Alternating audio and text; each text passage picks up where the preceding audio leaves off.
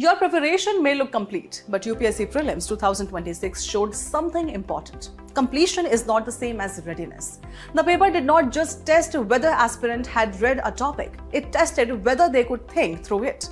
Could they eliminate smartly? Could they connect static concepts with current issues?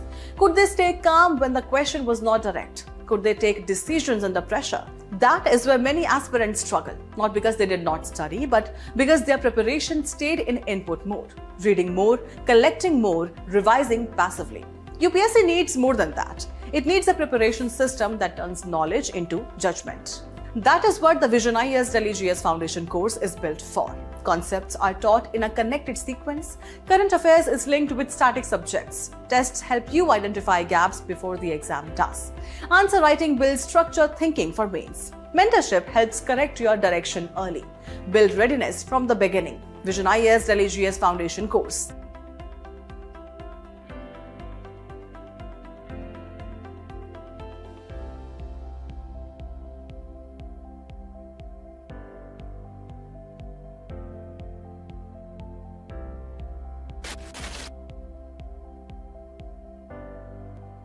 Most aspirants treat optional as a subject. Toppers treat it as an opportunity to gain an edge, boost their main score and strengthen their final rank. The question is simple: simultaneous preparation today or overwhelming pressure later on?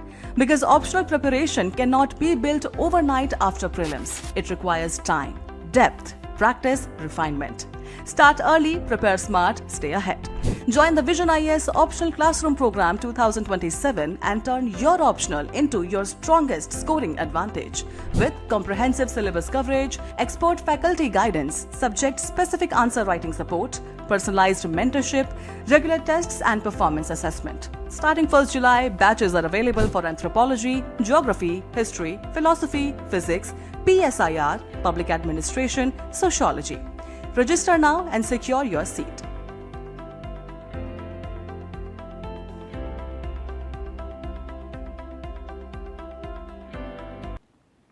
So, good evening to all of you. Today we will be discussing about answer writing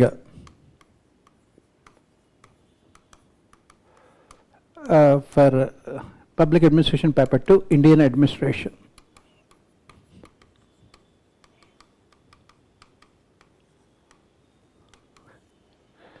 For Public Administration Paper 2, Indian Administration. So, what are we looking at here? We have to see how you can get how to get those 160 marks, 150 marks in your Indian administration. How to get those 150, 160 marks in your Indian administration. Where to see this? And what are the important topics for this year's examination? For 2026 mains examination, what are the important topics? And we should also look at, I will also take up the previous year's questions.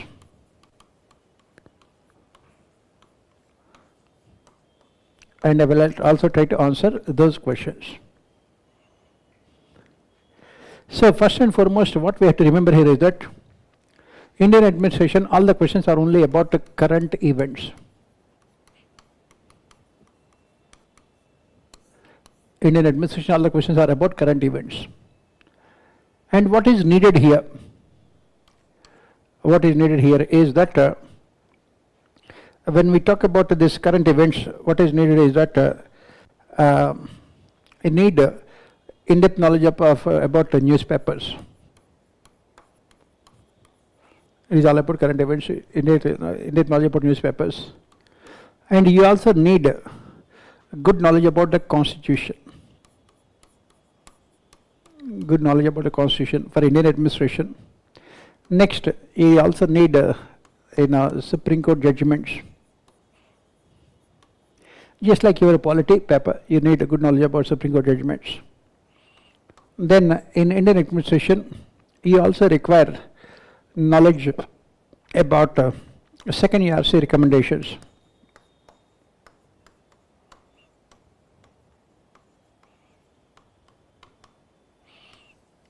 second IRC recommendations. You also need good knowledge about second IRC recommendations. Then you also need a good knowledge about this Punchy Commission on center-state relations.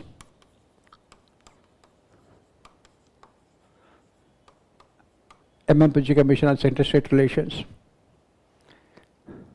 Then you also need facts about Indian economy, because this is important for your questions related to financial administration.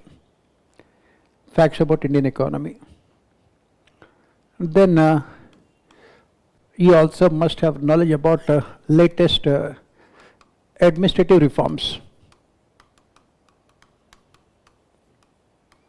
You also need knowledge about latest administrative reforms implemented by the Government of India.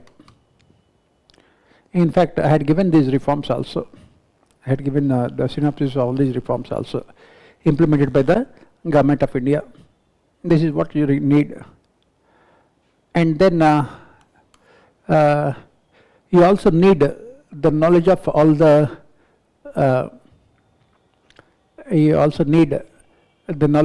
important paper 1 thinkers.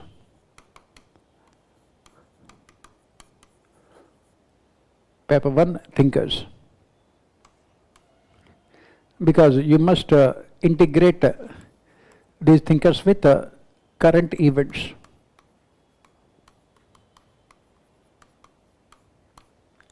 With the current events. You must integrate the thinkers with current events. So, this is what is needed for your Indian administration. This is what is needed for your Indian administration. You need first, good knowledge about current events. Then, for Indian administration, you also need good knowledge about our constitution, the articles and the amendments and everything else. Then you also need knowledge about Supreme Court judgments. Then you also have important second IRC recommendations. Then you have Punchy Commission on center-state relations. Then you have facts related to Indian economy. Facts related to Indian economy. Then you have latest administrative reforms implemented by the government. Latest administrative reforms implemented by the government. Then you also need information about these paper 1 thinkers, so that you can interlink both of them. You can interlink both of them. So this is what is needed for your Indian administration. This is what is needed for your Indian administration. This is what is needed for your Indian administration. Right? Then proceeding further, how to get those 160 marks in your Indian administration. How to get those 160 marks in your Indian administration. First and foremost, as I said, wherever it is possible, you can link your answer with thinkers in paper 1.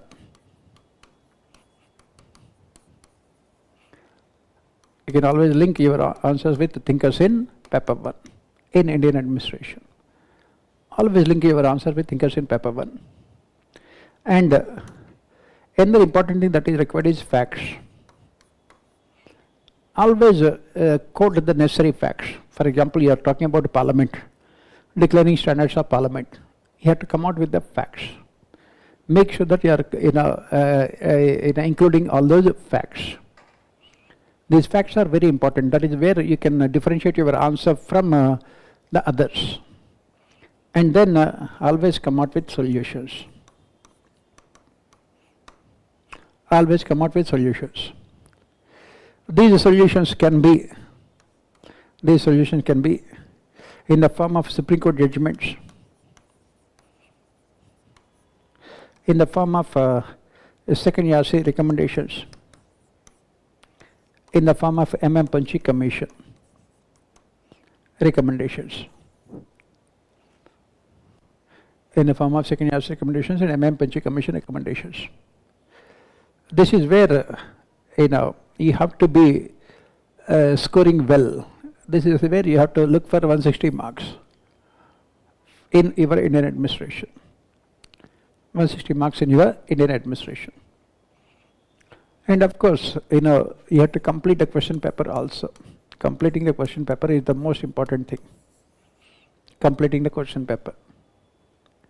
The most important thing. So, let us take up some of the questions in the previous years and let us see whether we can answer them or not. Let us start with last year only. That is 2025 question paper.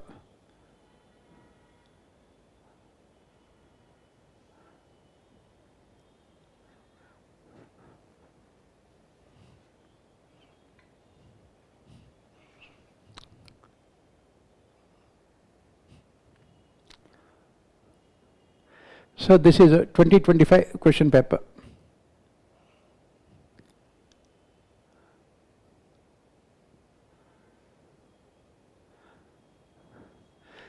What you must remember is that for 10 marker you have to get at least 6 marks.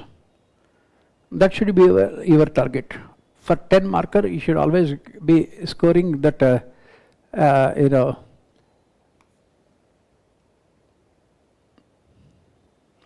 6 marks out of 10. For example, the question says, Arthashastra of Kautilya means the science of economics of livelihood of the people. Comment. So when the question is like this, your focus should be on explaining the statement first. Explaining the statement. The second thing is, do you agree with the statement? Comment is there. Do you agree with the statement? Finally, you can come out with your conclusion.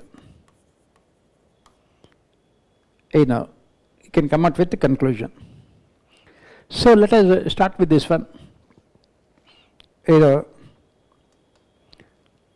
Arthashastra of Kautilya means the science of economics of livelihood of the people. So, Arthashastra means what? Arth means economics. Shastra means science. Or Arth means, you can say, wealth. Shastra means science. It means it is a science of wealth. Arthashastra means science of wealth. Punning.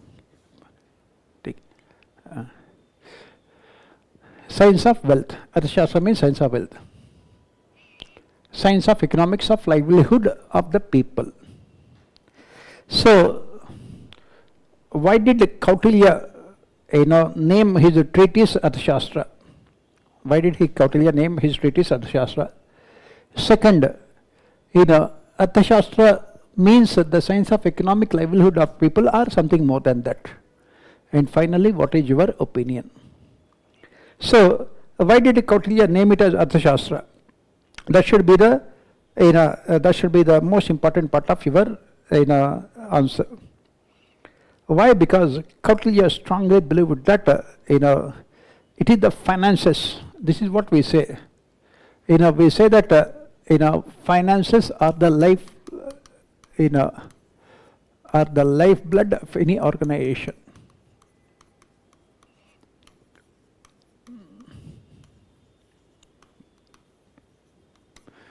Finances are the lifeblood of any organization. That means no organization can survive without finances. And that is the reason why Kautilya gave a lot of importance to finances of the kingdom.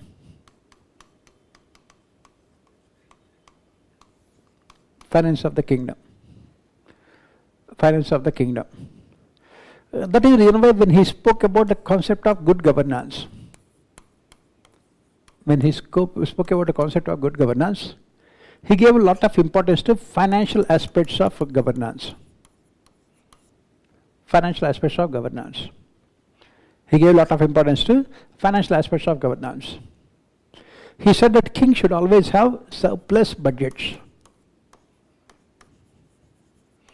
King should always have surplus budgets. Why do we say that it is a science of economics of livelihood of the people? King should always have surplus budgets. He also said that king should always have a progressive taxation. Should always adopt progressive taxation. As part of his Arthashastra, he said that a king should always adopt progressive taxation. That's why it is called science of economics of livelihood of people. He should always focus on progressive taxation. And as part of this Arthashastra, Kautilya also has said that the king should ensure that the public sector enterprises always earn profits. They should always earn profits. These public sector enterprises should always earn profits. Then he also said that as part of this science of economics, he also said that salaries and allowances and other expenditure of the king should not be more than around 20% of the overall expenses of the king. 20% of overall expenses of the king. So that rest of the money should be spent only on what he called capital expenditure. Rest of the money should be spent only on capital expenditure. Should be spent only on capital expenditure. Rest of the money should be spent only on capital expenditure, he said. And he said that king should always take care of the welfare of weaker sections, poorer and weaker sections. Welfare of poorer and weaker sections. He should take care of the women. He should take care of old age people. He should take care of beggars. He should take care of other weaker sections of society. He can do all these things only when the finances are good. That's the reason why at the end of the day, Arthashastra, the science of economics of livelihood. But at the same time, we say that it is not only about science of economics. Why?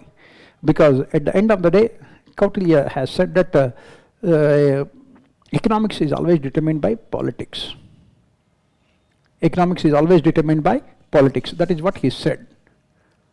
And that is the reason why, even though the name of the book is Arthashastra, it deals with the political economy, that is economics, as well as politics. In the old days, economics was called political economy. It deals with politics also. It deals with statecraft. That is where you can bring Fredericks if you want. Hundreds of years later, thousands of years later, Fredericks also had spoken about it. Fredericks has said that it is the political system that influences the functioning of all other subsystems. Ricks has said that it is the political system that influences the functioning of all other systems. And as part of your conclusion, you say that even though it is named Arthashastra, it is much more than economics. It talks about politics. It talks about statecraft. It talks about international relations. It talks about mostly ethics also. That should be your conclusion. So, as you can see here, explaining the statement is the most important part of your answer. And your answer should always be linked to the statement that is being made.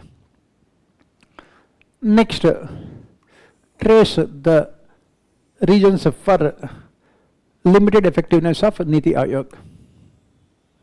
This is a very straightforward question. Trace the reasons for limited effectiveness of Niti Aayog.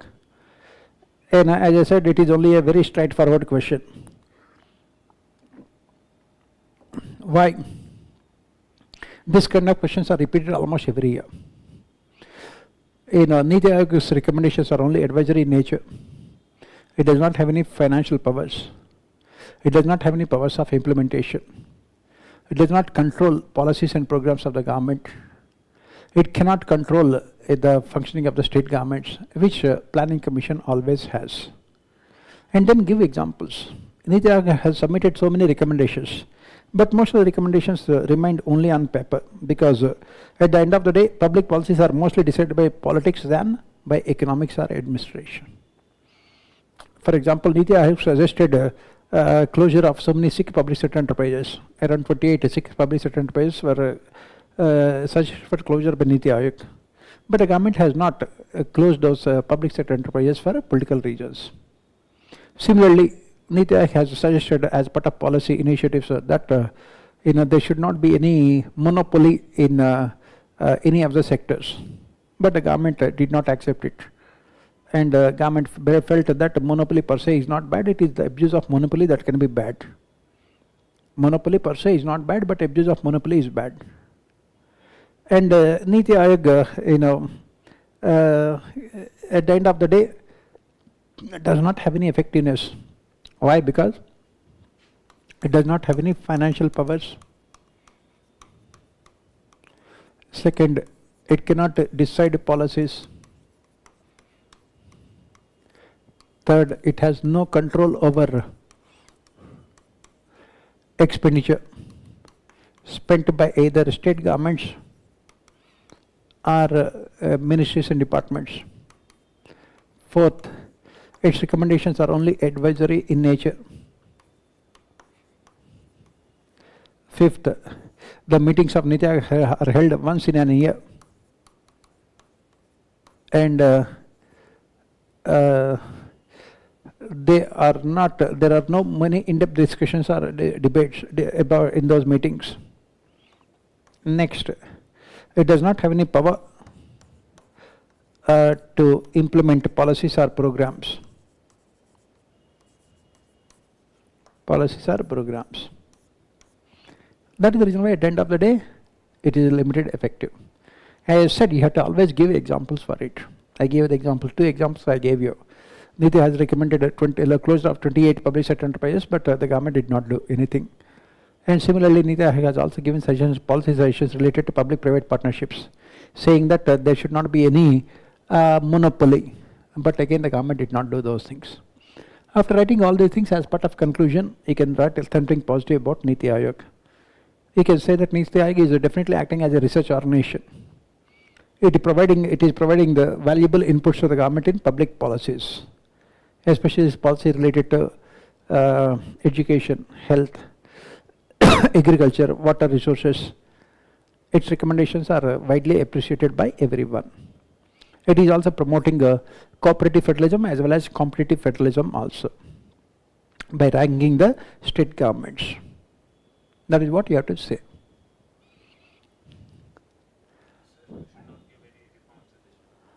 If you want towards the end, you can talk about it. Again, the reform says that Niti Aayog should have some kind of sufficient financial powers. It can have sufficient financial powers.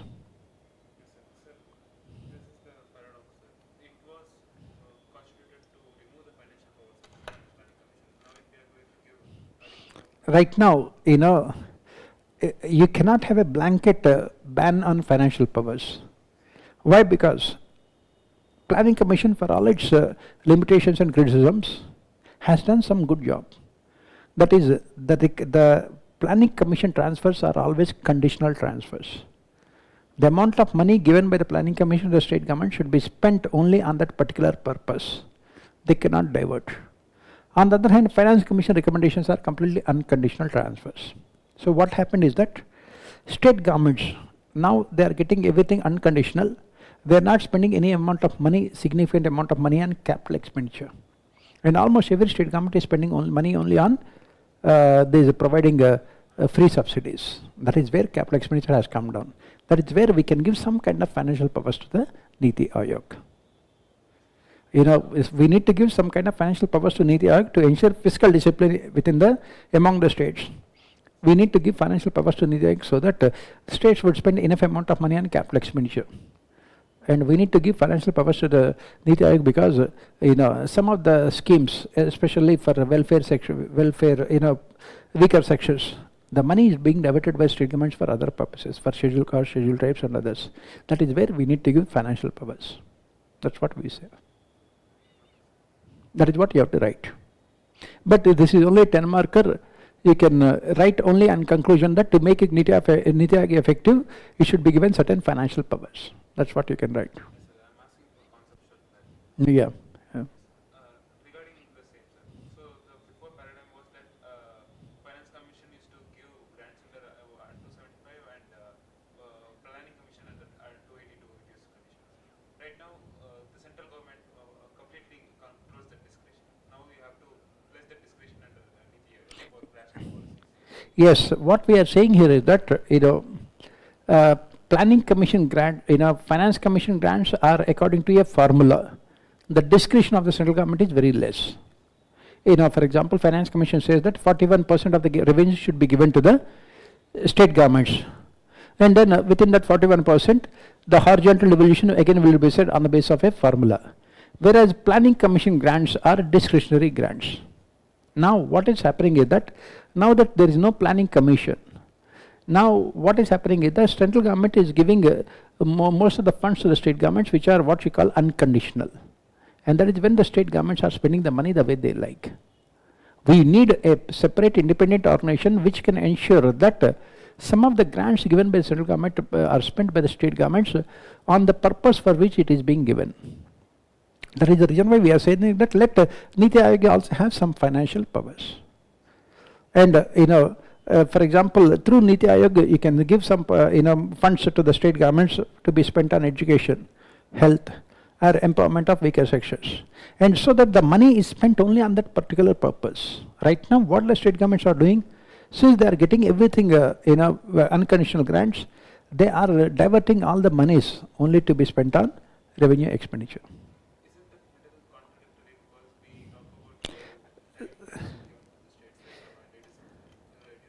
talk about See, right now the criticism against the central government is that there is a transfer from the central government to the states through what is called central ministries. They have become more discretionary, in the sense that central government is giving funds to the states according to their own discretion, which is resulting in some kind of heartburn among the states which are ruled by the opposition parties. But the problem is there since independence, that kind of problem. And that is the reason why we are saying that let some kind of financial powers be given to the Niti Aayog, so that there will be some kind of level playing field.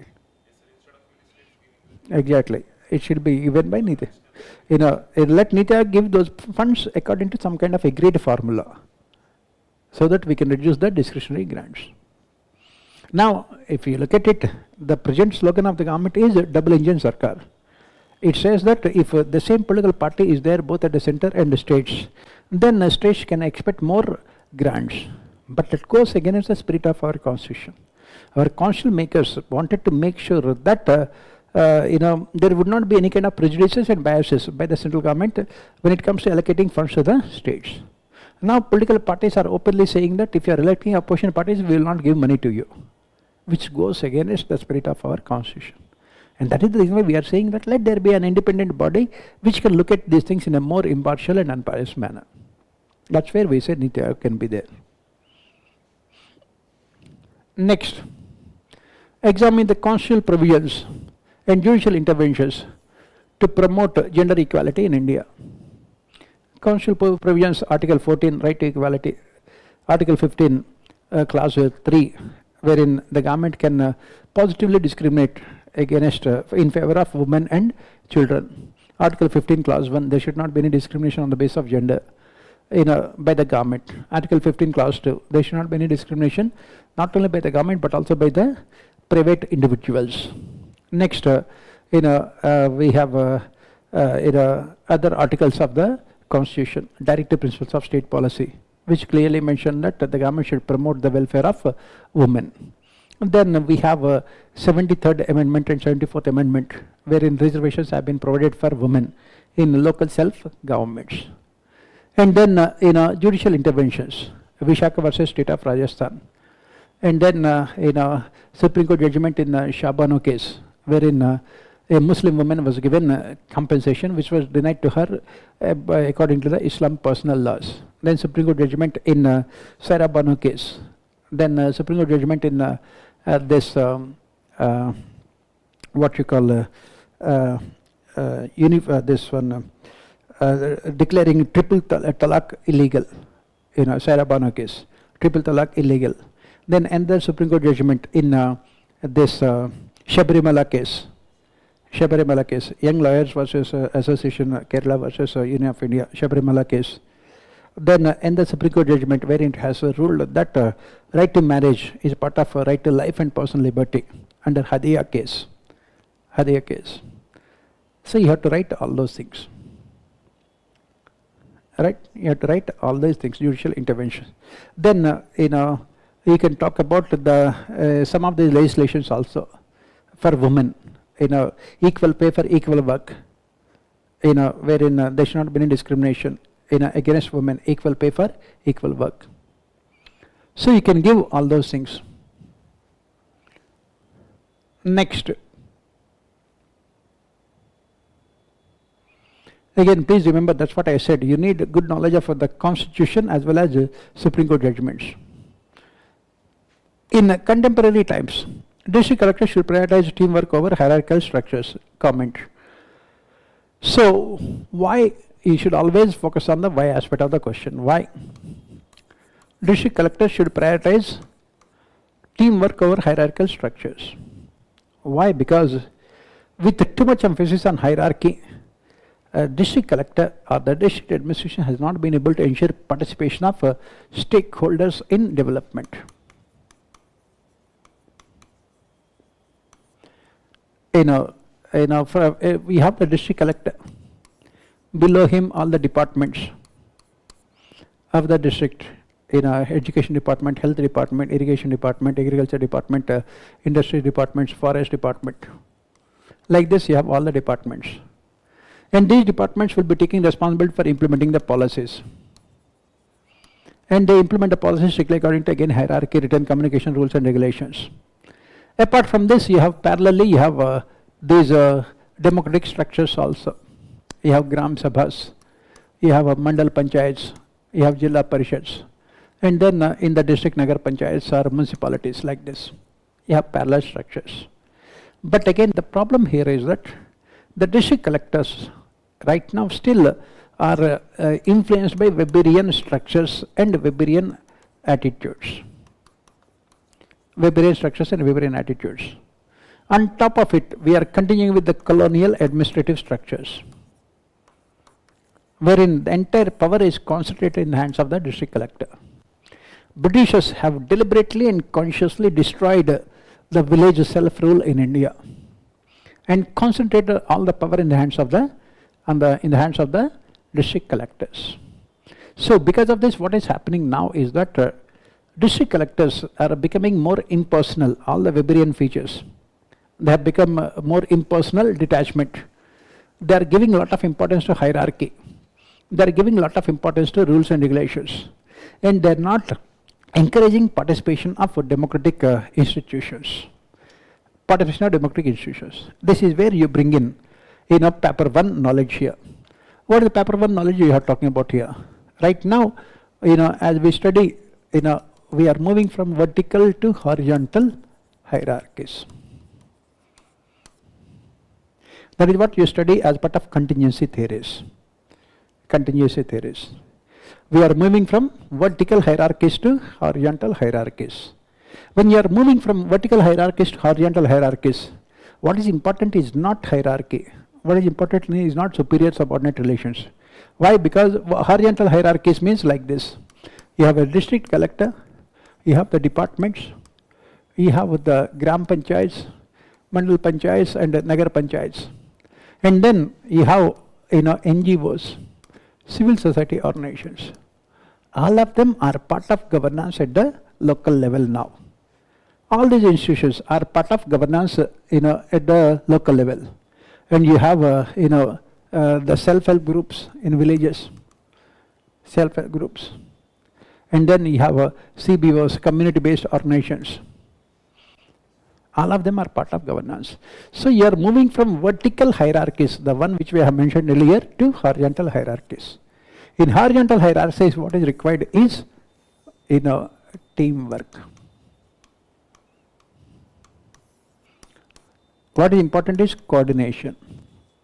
What is important is conflict resolution. What is important is in horizontal hierarchies, what is important is more autonomy given to all these bodies.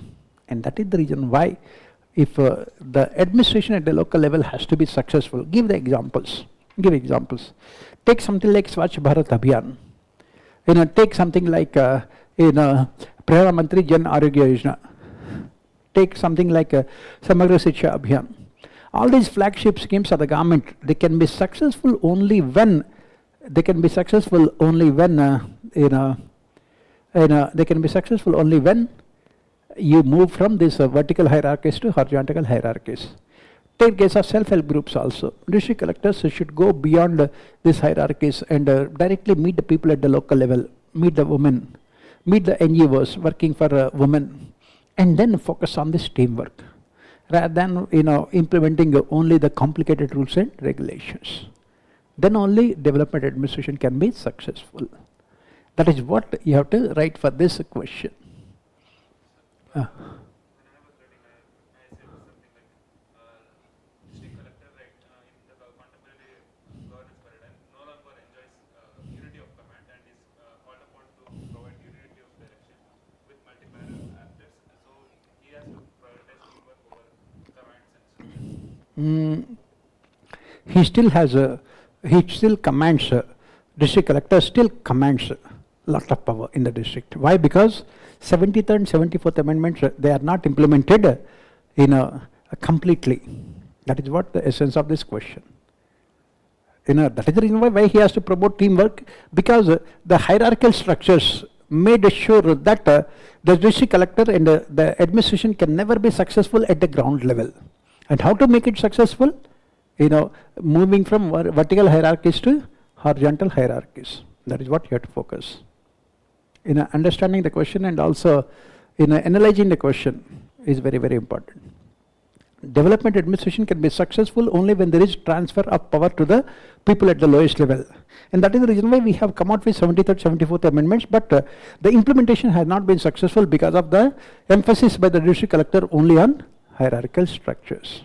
That is the reason why the emphasis should be shifting from hierarchical structures to teamwork. That is what you have to write. Next, examine the significance of field organizations in enhancing policy implementation of projects like MGNRGA and Swachh Bharat Mission. Basically, the previous question only, you have to write the same thing.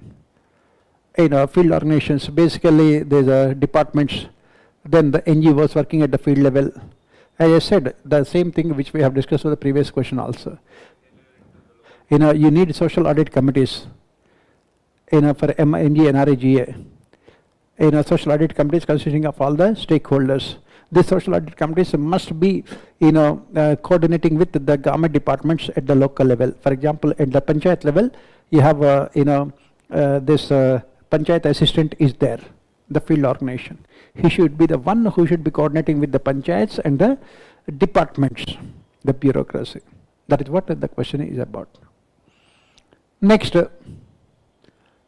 Colonial legacy is responsible for many administrative problems in independent areas. The role of company agents and traders evolved into magistrates, governors, and civil servants. This is what we keep on saying in all our classes almost regularly. At the end of the day, the most important reason why our development administration has not been successful is because of the continuation of the colonial structures. We have continued with the colonial structures, and we have also continued with the colonial rules and regulations. We have continued with colonial attitudes. That is the reason why development administration has not been successful. The most important reason why we are facing so many administrative problems is because of this role of company agents and traders who have evolved into magistrates, governors, and civil servants. So what is the issue here? The issue here is that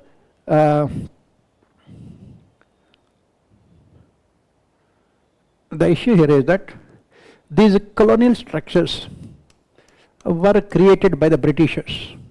Why? When the Britishers created these colonial structures, they had two important objectives. They had two important objectives.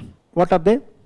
First one is to continue British rule in India for longer periods of time, forever. They never wanted to leave the country.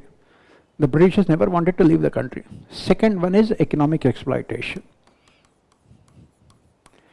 Economic exploitation. That is when they created these structures.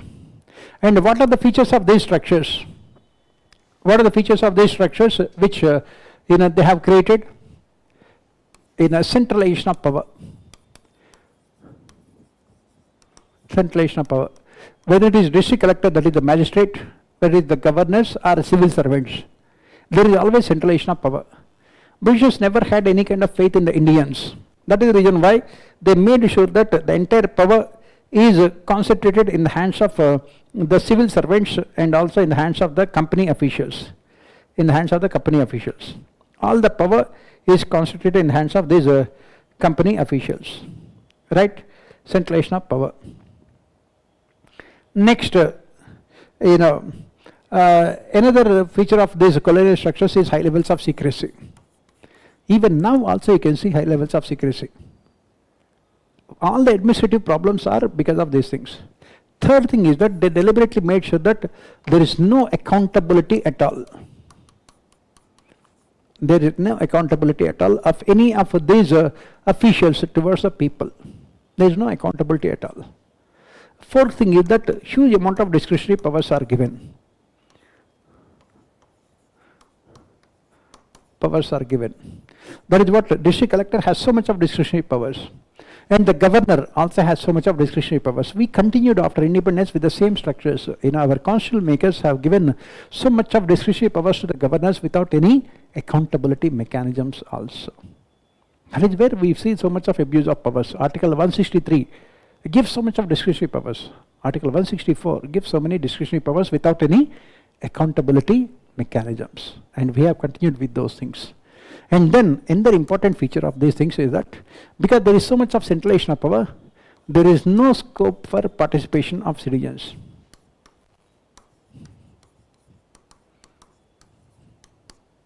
There is no scope for participation of citizens in governance. There is absolutely no scope for participation of citizens in governance. And this is the biggest administrative problem that we are facing in India. Why? Because we are continuing with the same colonial structures, colonial attitudes and colonial rules and regulations. Next important feature is that there are no grievance redressal mechanisms for citizens. There are no grievance redressal mechanisms for citizens. There are no grievance redressal mechanisms for citizens. And another important feature is that absolute monopoly of the state over resources. Absolute monopoly of the state over resources. And what are the consequences of all these things? What are the consequences of all these things? What we have witnessed is systematic corruption.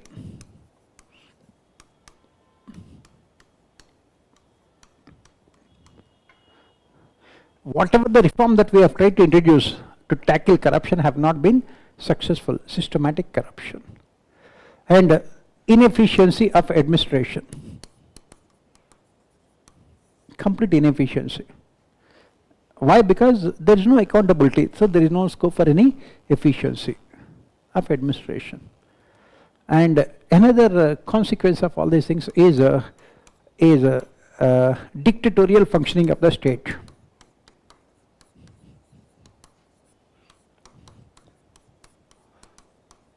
Functioning of the state. Dictatorial functioning of the state. Because there are no accountability mechanisms. And another consequence is like what we study with Rick's prismatic society, there is so much of formalism in every sphere. There is so much of formalism in every sphere. Formalism. Huge amount of difference between what is there in a constitution and what can be seen in reality also. There is so much of formalism. And another consequence is of our inability to transform the outlays into outcomes. The biggest failure of development administration. Our inability to transform the outlays into outcomes. The biggest failure of development administration. Then you talk about the administrative reforms that we have to implement. Decolonization of administration. The solution is decolonization of our administration. And you can talk about some of the reforms that we are implementing. For example, we have come out with CP grams, an initiative of the central government to address the grievances of the people. And we have come out with Syrian charters, digital governance, social audits, then RTI. But we say that these reforms are yet to be implemented at the ground level. Formalism. There is so much of formalism. We have introduced these reforms but never implemented efficiently. That is what you have to write for this question.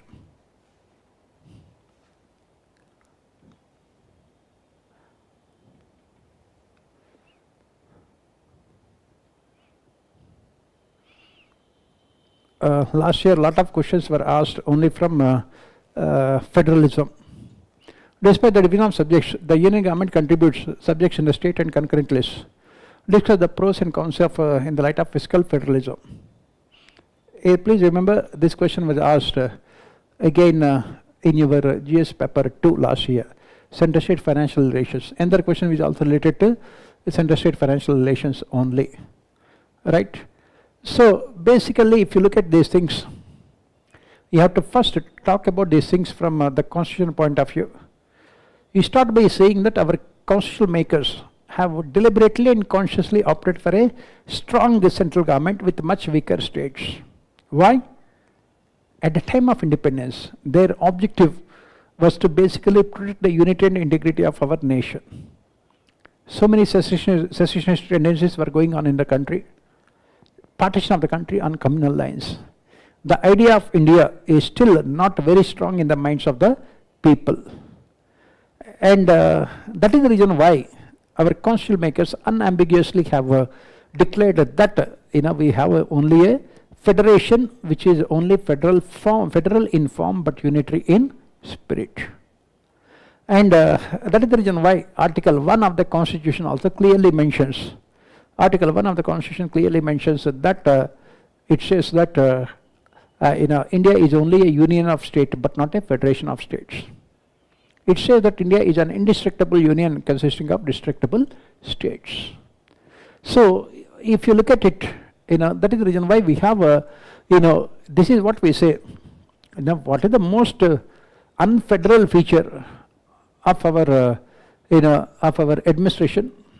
What is the most unitary feature of our administration? What is the most important and most significant unitary feature of our administration? Pardon?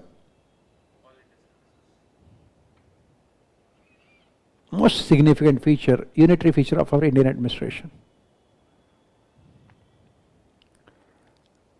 Very important, which is obvious to everyone but nobody notices.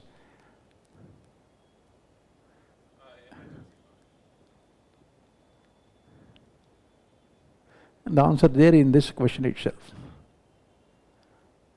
We have union ministries and departments for the subjects which are there in the state list.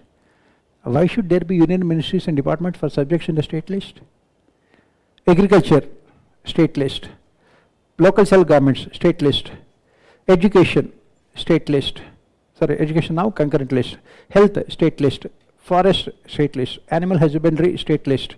Law and order, state list. Drinking water, state list. Sanitation, state list. Why should we have ministries, rural development, state list, urban development, state list? But why should you have ministries and departments for subjects in the state list? That is the most unitary feature. That is why the question is asked. Discuss the pros and cons. That's what I always say. You need conceptual clarity.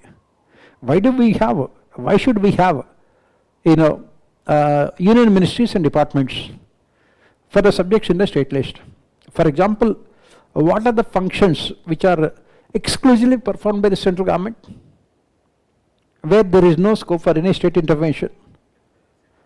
Defense, international relations, then transportation, railways, transportation, communication, then anything else which are there exclusively, currency printing.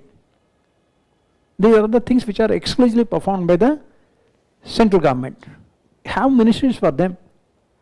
Then why do you need ministries for everything else, education, health and all these things? They are either in the concurrent list or they are in the state list. Why should you have departments and ministries? That is what the question is.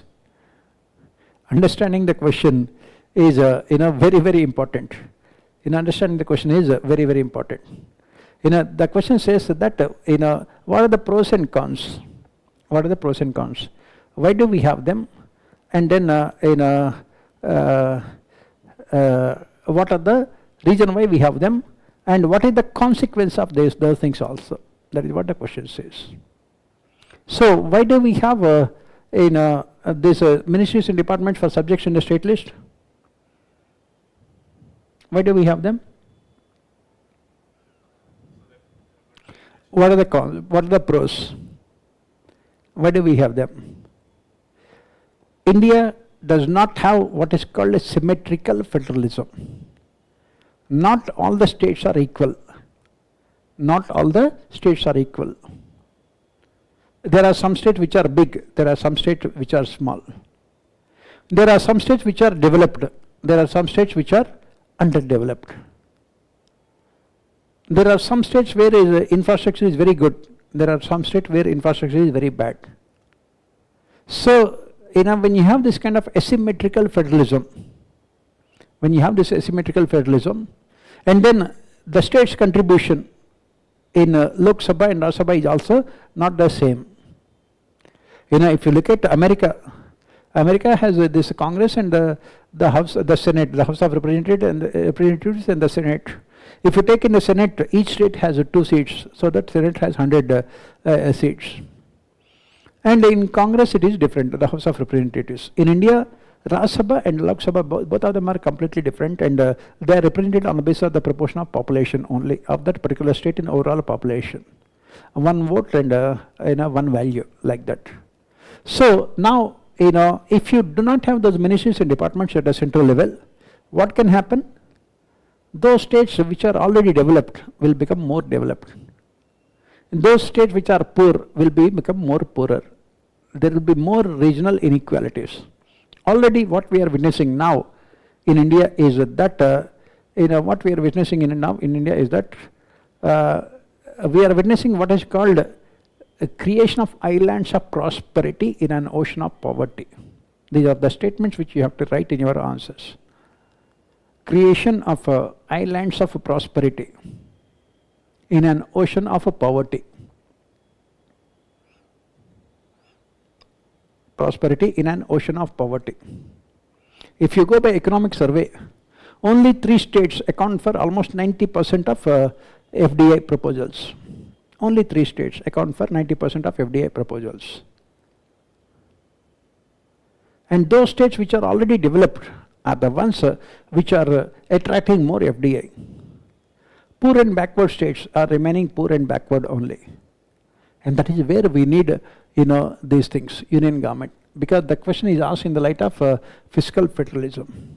That is the reason why we have in horizontal devolution of tax revenues. In horizontal devolution of tax revenues, the government takes into consideration equity apart from efficiency. In fact, more importance is given to equity. More importance is given to equity than efficiency. That is what we say. And what are the cons of in the light of fiscal federalism? These are all the pros. What are the cons here? Cons are also very much clear. Performing states are saying that they are being penalized for their performance. Performing states are saying that they are being penalized for their performance. And then, uh, it gives huge amount of discretionary powers to the central government. Since independence, especially after 1967, for the first time India has witnessed the functioning of our federalism from 1967 onwards. Till then, till 1967 we had only a single political party ruling both at the center as well as in all the states. We have seen for the first time federalism only from 1967 onwards. And that is when we have seen the cons of these things. Because our constitution makers have deliberately and consciously given more powers to the central government.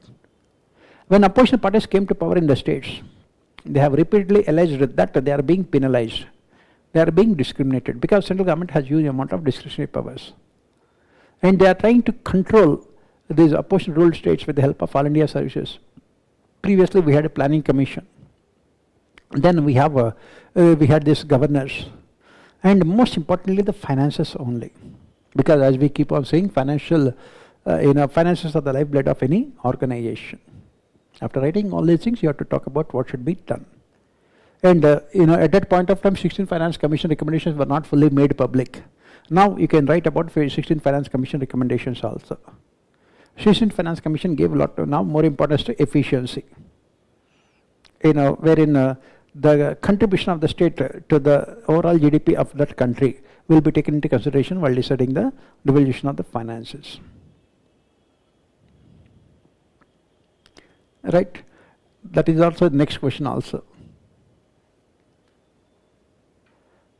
While the Constitution offers a framework for decentralized and accountable governance, the real test lies in how institutions, civil society and citizens uphold constitutional values in practice. So what is the answer to this question?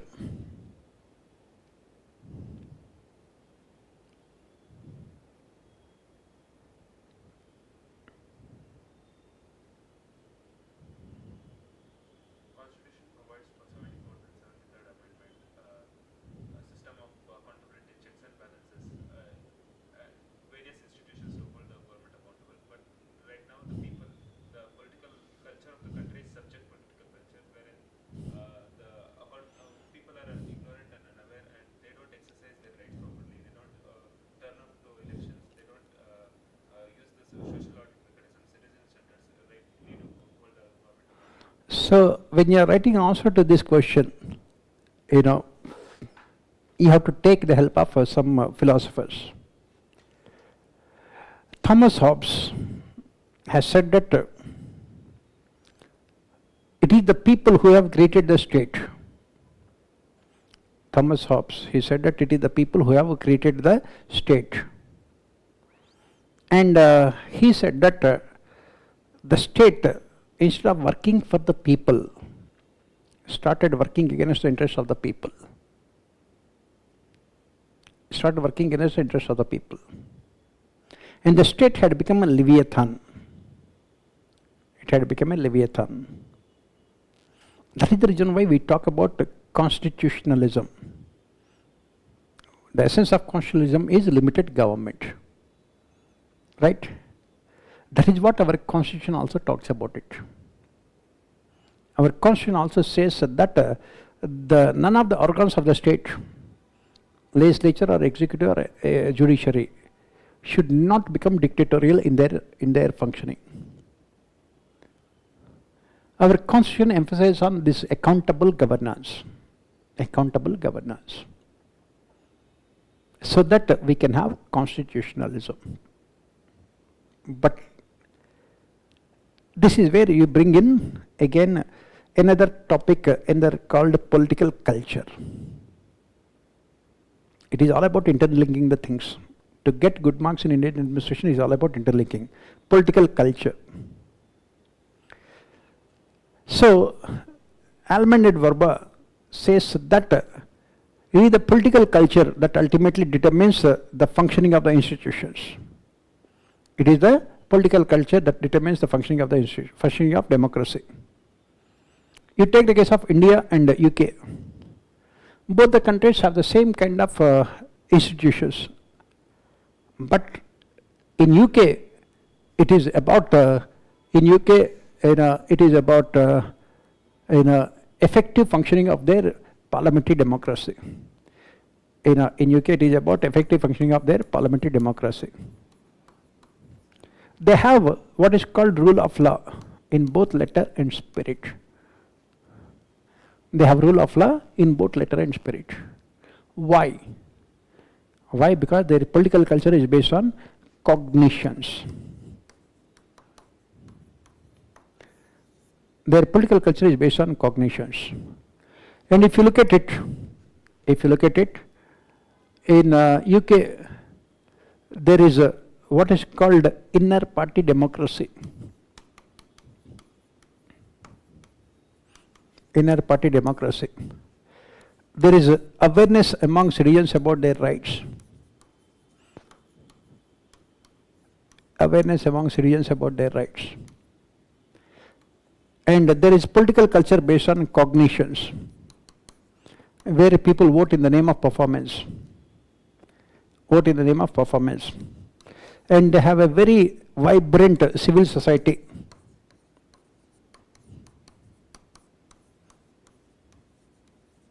And they also have very dynamic media. Very dynamic media, who are not afraid of, who are not afraid of, pointing out the mistakes of the government. And their institutions like judiciary are truly impartial and independent. That is what you can see in a country like United States of America also. If you look at United States of America, if you see that, in spite of someone like Donald Trump being the president, their institutions are able to ensure constitutionalism. Their Supreme Court, you must have seen, it had come out with some 2 landmark judgments. First, it had declared Donald Trump's tariffs completely unconstitutional. Second, recently, it had also declared Donald Trump's law on citizenship also invalid. And please remember, most of the judges were appointed by his political party only. In UK, appointment of judges is completely political. In United States of America, is completely political. But still, they are acting in an impartial and independent manner.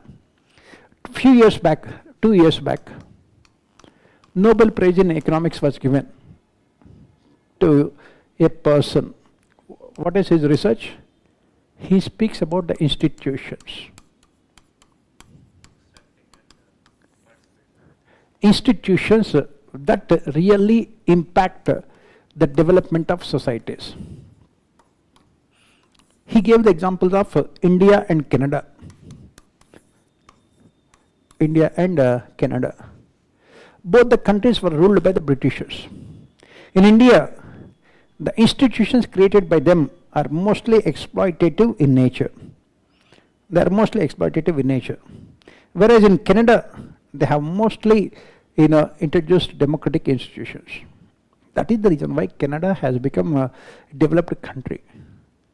In India, still we are facing problems because the institutions are still colonial in nature. And that is where you bring Fredericks also here.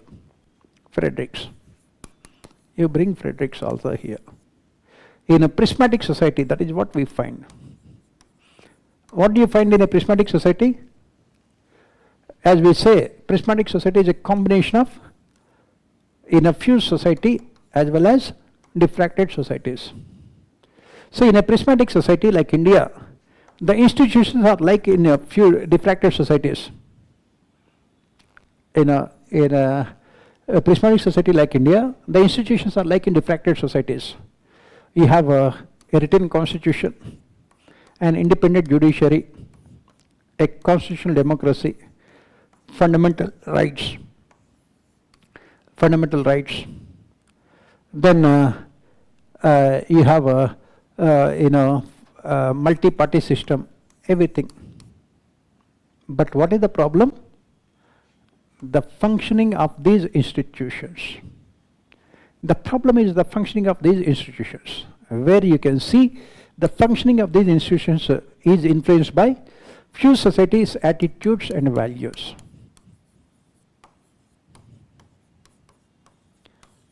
Basically, what you call dictatorial attitudes and values. That is why Ambedkar has said that constitutional morality is not a natural sentiment for people in India. As you can see here, from here I am moving on to Ambedkar.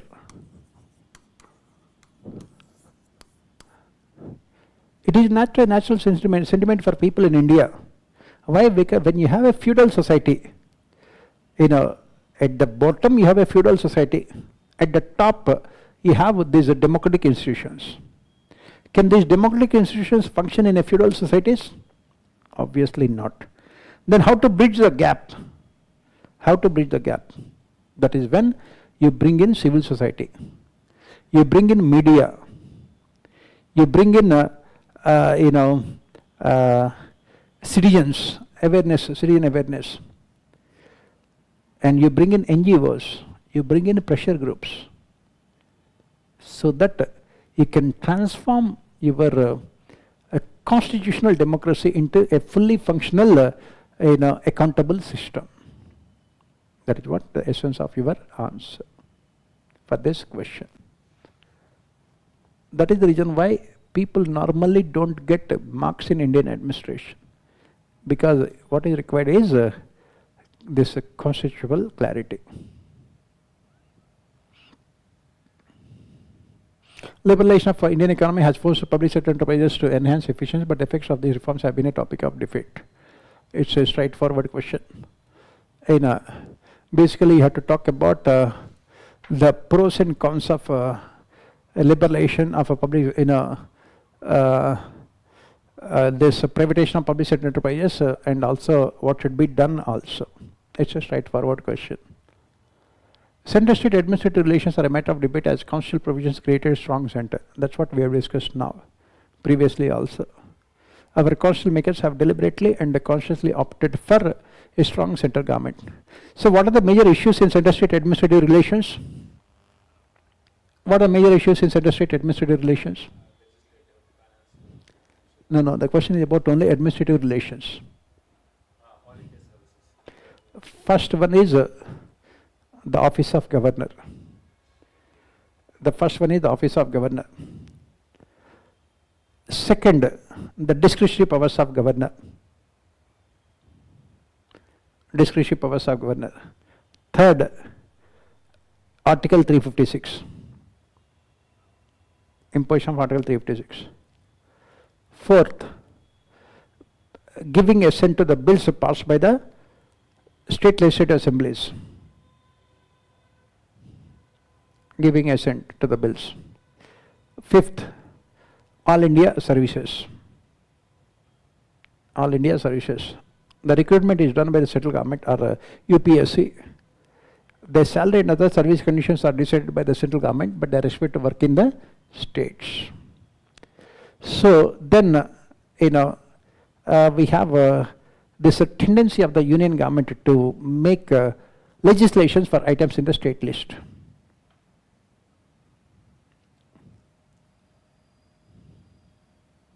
Then after writing all these things, you have to come out with the solutions also. Second year RC, Punchi Commission, all of them.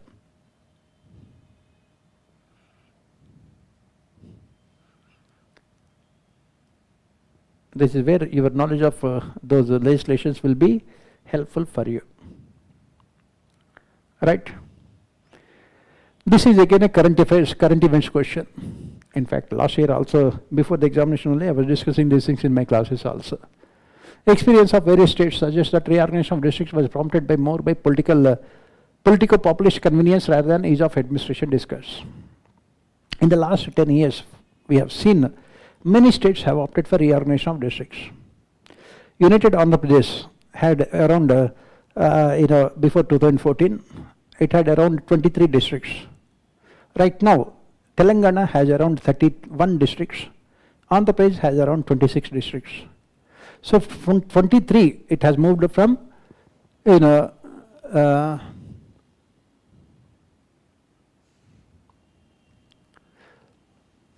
I said, United Andhra Pradesh has 23 districts.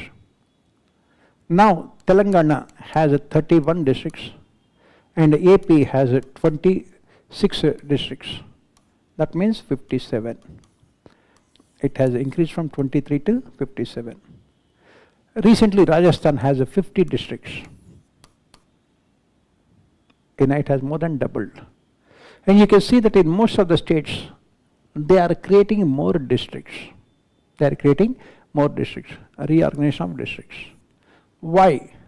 Because of politico-populistic convenience. The people of that area demanded that they should be given a separate district. Immediately the state government creates them. And what is the problem here? In most of the districts that are being created, what is the problem? In most of the districts which are being created, the problem is, first one is defining the boundaries of the districts. Defining the boundaries of the districts. It leads to so much of problems. Second one is identifying the beneficiaries of the government schemes, because the schemes are implemented at the lowest level, at the district level only. Identifying the beneficiaries of the government schemes. Why? Because today you are part of one district. Tomorrow, if your borders are changed, you will become part of another district. Right? Third, a problem is increase in the administrative expenditure. Increase in the administrative expenditure. What do you mean by increase in the administrative expenditure here? Increase in the administrative expenditure. The government has to spend a lot of money on constructing a district collector's office, superintendent of police office. The infrastructure, it has not been able to create infrastructure. Whatever the little amount of money that the government has, it is spending only on creating this infrastructure, which does not really benefit the people at the ground level. Next problem here is that there is more demand for All India service officers. There is more demand for All India service officers, IAS officers and IPS officers. More demand for these All India service officers, IAS and IPS officers. And that requires more recruitment by the central government also. That needs more recruitment by the central government also. But the central government is not willing to recruit more All India service officers. Every year, UPSC recruits 180 IAS officers and 150 IPS officers. But since the number of districts are increasing, what is happening? There is huge amount of gap between the demand and supply. And what the state governments are doing? Since the central government is not recruiting more, state governments are promoting these state PCS officers. And this is resulting in politicization. Because it is difficult for the state level politicians to influence IAS officers, because their promotions and transfers, everything will be decided by the central government. Whereas in the state PCS officer, their recruitment, their service conditions, everything will be decided by the state governments. So these PCS officers are more vulnerable to political influences. This is resulting in politicization. The problem looks very simple, at the peripheral level. The more you go in depth into all these things, that's the reason why I always say you need a practical knowledge of administration. These are all the things that you have to write in the answers. So that's the reason why people don't get marks in Indian administration. These are the practical problems faced by the states which have increased the number of districts. Both Andhra Pradesh and Telangana kept on requesting the central government to allot more IAS officers and more IPS officers. But every year UPSC recruits only the same 180 IAS officers and 150 IPS officers, and they will not recruit even a single official more than this. And the central government has openly said that we will not recruit more officers because the career progression can become very difficult. Why? Because in India we have only promotions based on seniority principle. So every IAS officer, if you are getting into service at the age of 22 or 23, you will have to become a secretary. But how many secretary level positions are there in the government? And the central government says that we don't have so many positions at the top level, so we will not recruit more number of officers. Second thing is that central government says that in the Labasna, Lal Bahadur Shastri National Academy of Administration, Mussoorie, where the training is given, there is very limited capacity for providing training to the officers. If you increase it, then Labasna will become redundant, useless, because it will not be able to support such huge number of officers also. And central government is also saying that right now we are moving towards minimum government and maximum governance. So why do we need more officers also at the top level? Second ERC already has said that we have an inverse pyramid. We have an inverse pyramid. Maximum number of officers are working only at the top level. Maximum number of officers. If you recruit more, because after 14 years, automatically they will go to the secretariat after 13 years. From there, on the basis of their seniority, they have to be given promotions. And then what happens because of this? Most of the officers are given promotions for the namesake without giving any kind of productive employment also for them. These are all so many other problems that they are facing. And most of the state governments, what they are doing, they are creating more districts only for political purposes.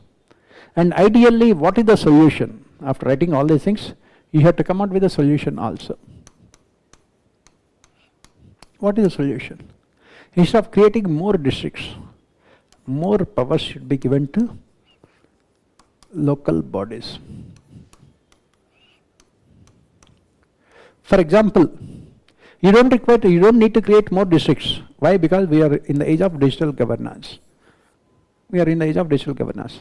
All kinds of certificates, all kinds of licenses and permissions, they can be given to the people at the lowest level. For example, at the village level. Instead of creating more districts, have village secretariats, where all kinds of certificates and other identification cards can be given at the local level only, so that people need not go to the district collector's office.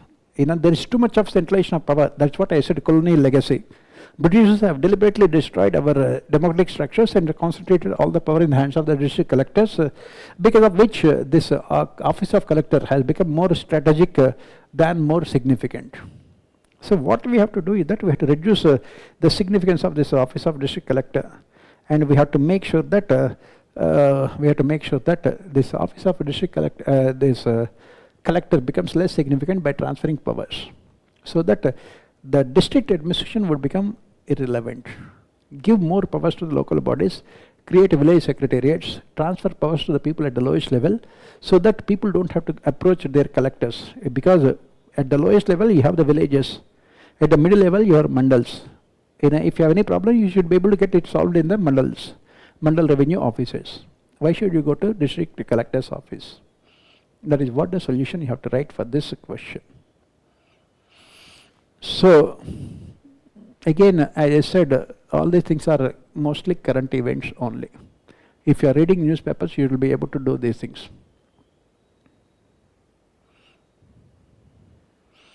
Lack of demarcation of roles between state secretariat and directorate has serious implications of policy making, policy implementation. Do you agree? Again, this is the question which is again in the current things only. Right now, we had the state secretariat and state directorates. Some time back, we had this kind of division. The state secretariat is the staff organization and the directorate is the line organization. Secretariat is responsible for making policies, and the directors are responsible for implementing those policies. But in the past few years, what we are witnessing is in a clear-cut absence of clear-cut demarcation of roles. Why? The state secretariat, thanks to the digital governance, e-governance, what is happening is that the state secretariat, is now directly overseeing the implementation processes. If you go to any of the states in India right now, the Chief Minister's Office, CMO, has so many senior IAS officers working in the CMO. And each IAS officer is given the responsibility of at least 5-6 districts to see the implementation of the public policies. So it is the CMO, Chief Minister's Office, or the Chief Minister's Secretariat, is now directly taking care of all the implementation processes. What happened because of this? These directorates had become totally irrelevant. Why? Because Implementation is also now taken care of by the IAS officers only working in the secretariat organization. In most of the states, that is what you can see. The state government identifies around 3-4 important senior IAS officers, and they are given the responsibility of overseeing the implementation of policies by passing the directorates. And that is when these directorates have become what you call redundant agencies. That is the reason why now there is as part of secretariat reforms, it is suggested that we must close down all these directorates. Previously, because of absence of information, because of the distance from the state capital, because of the specialization of the work done by the directorates, it was felt that we needed those directorates.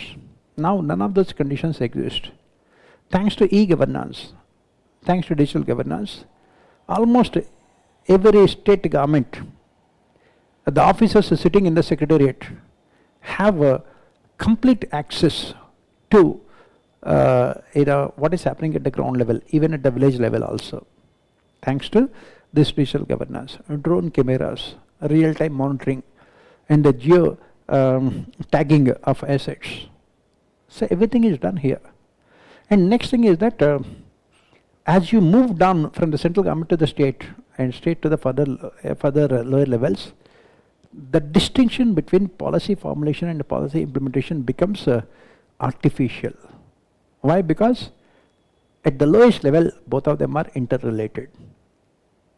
And that is the reason why right now at the state level, especially if you look at some of the smaller states, there is not much of difference between policy formulation and policy implementation. And top of it, we have also the districts. These districts are headed by the district collectors, who is the head of the district, and all the departments in the district are working under the district collector. And this district collector will be working under the divisional commissioner, and divisional commissioner will be working under chief secretary, again a secretariat organization. So what is happening is, because these directorates are creating conflict here, as we keep on saying, unity of command. These departments in the district, should they be following the orders of the district collector, or should they be following the orders of the directorates which are located in the state capital? This multiplicity of command is also creating a lot of problems for the directorates. Multiplicity of command. And as I mentioned, on top of it, to make the matters more complicated, the performance of these departments is now being monitored on a real-time basis by the state secretary or state chief minister's secretariat only, CMO. Officials working in the CMO. And that is when it has created problems also.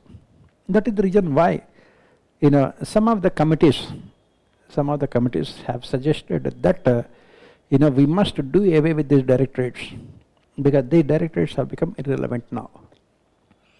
We must do away with these directorates and let there be more powers with the chief secretary and the secretaries, and these district collectors be made directly accountable to the chief secretary and secretariats. Again, these are all the questions which are what you call current related ones.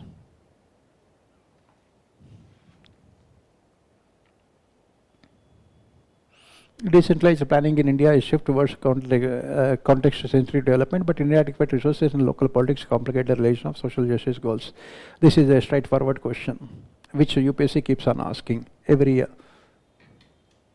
Low cyber awareness among officials is causing cybersecurity issues in the administration. This is also a practical question. This is what Niti Aayog report on cybersecurity clearly mentioned. As I keep on saying, you should only be reading government reports. Niti Aayog report on cybersecurity has clearly mentioned that low cyber awareness among the officials is responsible for cybersecurity issues. And there are so many instances wherein the officials could not protect the secretive information also because of their lack of awareness about the cyber security issues. They have complete, cyber awareness among the officials. There are many instances wherein the critical information about the classified information about the government is being leaked, inadvertently by the officials working in the departments and ministries because of not having any cyber awareness also. They don't know how to work with those things. On top of it, right now, we are in the age of social media. They keep on sending all these crucial documents through WhatsApp and other social media platforms also. And it is creating a lot of problems for the government. And that is the reason why the government has also come out with the code of conduct for these civil servants and other officials also, wherein they have come out with specific guidelines, with related to digital media, use of digital media by the officials also. I have given all these things in my current affairs notes also, current developments in public administration. It is there in our group also. Guillotine hastens the budgetary process to meet the timeline, evaluate the procedure. What is the procedure for a guillotine? What is the procedure for guillotine?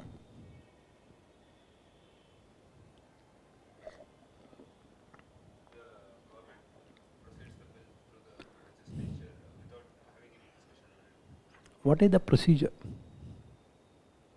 Guillotine hastens the budgetary process to meet the timeline, evaluate the procedure. Just need majority of the parliament. First, the budget is introduced on the floor of the House. Second, general discussion takes place. Third is the stage is the voting on demand for grants. Fourth stage is voting on appropriation bill. When this voting on demand for grants takes place, the speaker allots around 10 days for the houses to discuss the demand for grants of all the ministries. We have 57 ministries and 93 departments in the Government of India. 57 ministries and 93 departments. And the speaker allots around 10 days. At this point of time, after taking a break for 1 month for the parliamentary committees, departmental standing committees of parliament to discuss the demand for grant, Lok Sabha again meets, or parliament again meets around 15th of 13th or 14th of March, and by 23rd or 25th of March budget will be passed. So the speaker allots around 10 days for both Lok Sabha and Rajya Sabha to discuss the demand for grants of all these 57 ministries and 93 departments, and take out Sundays, Saturday and Sundays. So the speaker will be allotting around 6-7 days. Is it possible for the Lok Sabha and Rajya Sabha to discuss the demand for grants of 57 ministries in 6-7 days? No. So maximum they will be discussing around 8 to 10 ministries. 8 to 10 ministries. At this point of time, they can also introduce cut motions. But it's only a procedural thing and does not have any real value, because the government always has majority on the floor of the House, and especially in Lok Sabha. This they cannot be introduced in Rajya Sabha. Then what happens after this 8 to 10 days of discussion? The speaker would put the demand for grants of all the 57 ministries to vote, whether they have been discussed or not. That is what is called guillotine. Now, take this year itself. Our budget 53.5 lakh crores, this year's annual budget of the central government. And the entire 53.5 lakh crores was guillotined by Lok Sabha. That means such huge amount of money has been given approval by Lok Sabha without any discussion or debate. That is the procedure. And that is the reason why we say that Parliament's control over finances is neither sufficient nor effective. Parliament's control over finances is neither sufficient nor effective. That's the reason why we say those things. Its control over finances is neither sufficient nor effective. Such huge amount of money. Give examples. Again, as I said, it is always about giving facts in Indian administration. 2013 budget, 2018 budget, 2023 budget, 2013, 2018, 2023. Parliament had given its approval for the budget in less than 2 minutes time, without discussing or debating any of the budgetary proposals. Budgets were ruthlessly guillotined. They were ruthlessly guillotined. That is where the problem with our budgetary process. And that is the reason why, as part of solution, what are we providing? The solution we are providing is that this guillotine should be removed from the budgetary processes. It should be removed from the budgetary, budgetary procedures, so that Parliament can regain its control over finances. Every single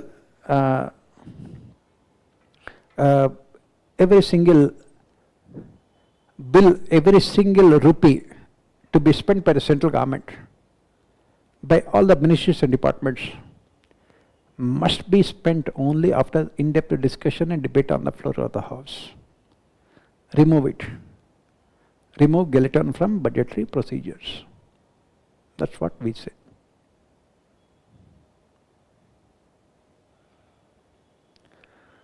That is the reason why these questions are asked.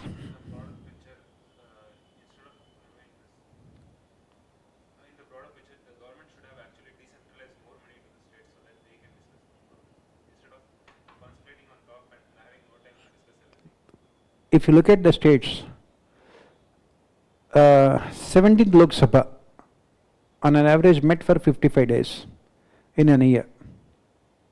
17th Lok Sabha. During these 5 years itself, what about the performance of the state governments? On an average,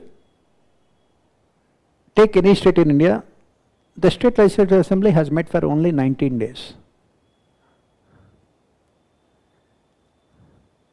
Met only for 19 days. Not even 20 days. At least Parliament is meeting more than state legislative assemblies. So there is no point in giving that recommendation. New localism plays a crucial role. New localism plays a crucial role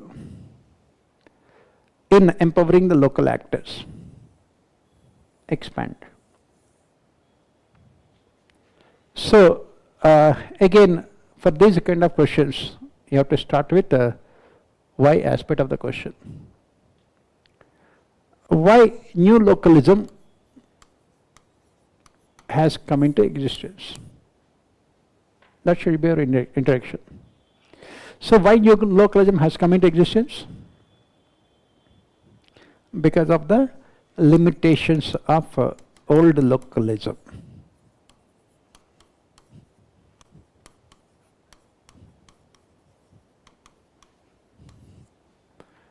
Because of the limitations of old localism. What are the limitations of old localism? Because of which new localism has come into existence? It has only resulted in a politicization of development process.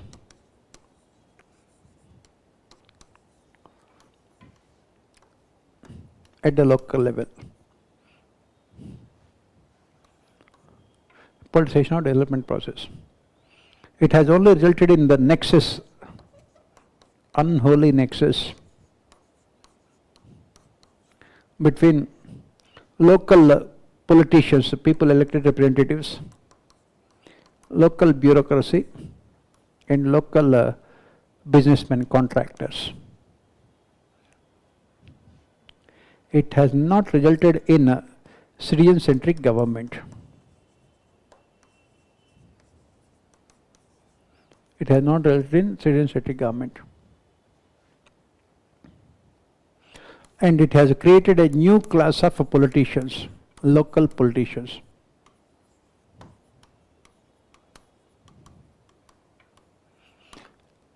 And as a World Bank report has said, this has resulted in only democratization of corruption.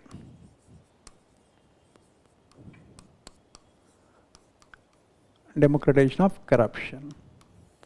These kind of words you can use. Previously, corruption was there only at the top level. Now, democratization of pure corruption, providing opportunities to more number of people to indulge in corruption. It has only resulted in democratization of corruption.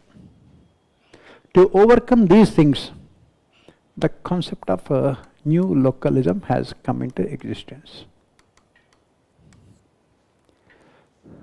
It wants to end monopoly of political executive and bureaucracy at the local level over development process. It wants to end the monopoly of a political executive and bureaucracy at the local level in the development process. It wants to allow multi-actor paradigm in development process at the local level. Multi-actor paradigm. It wants to introduce NPM in implementation process at the local level.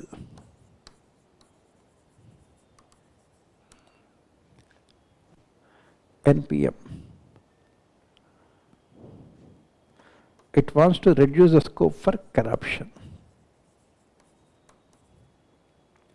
Reduce scope for corruption. As part of new localism, now at the local level, when you talk about governance, we are talking about these local self-governments. In urban areas, we are talking about bureaucracy. We are talking about civil society organizations. We are talking about NGOs. We are talking about local media. We are talking about public-private partnerships. We are talking about contracting out of services at the local level. That is what we say NPM, out of services. And we are talking about lateral entry at the local level. That means people from private sector will be coming and taking of the responsibility of implementing. That is what we say lateral entry. That is what we say. It wants to introduce what is called a council manager form of government. Form of government, which was there in United States of America in their urban governance. Council manager form of government. That is what you have to write for this question. Providing opportunities for new players. Next.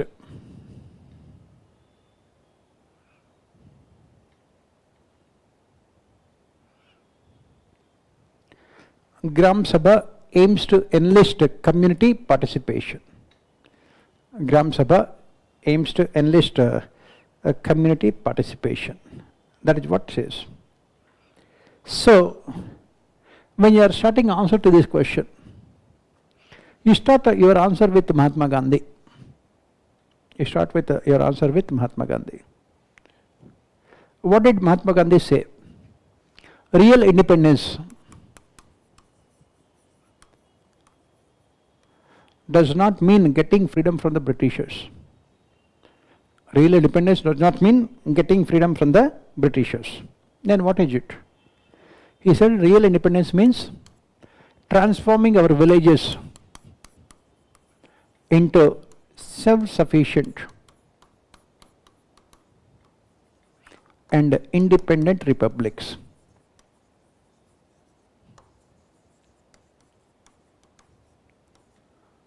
Self-sufficient and independent republics. That is what he said.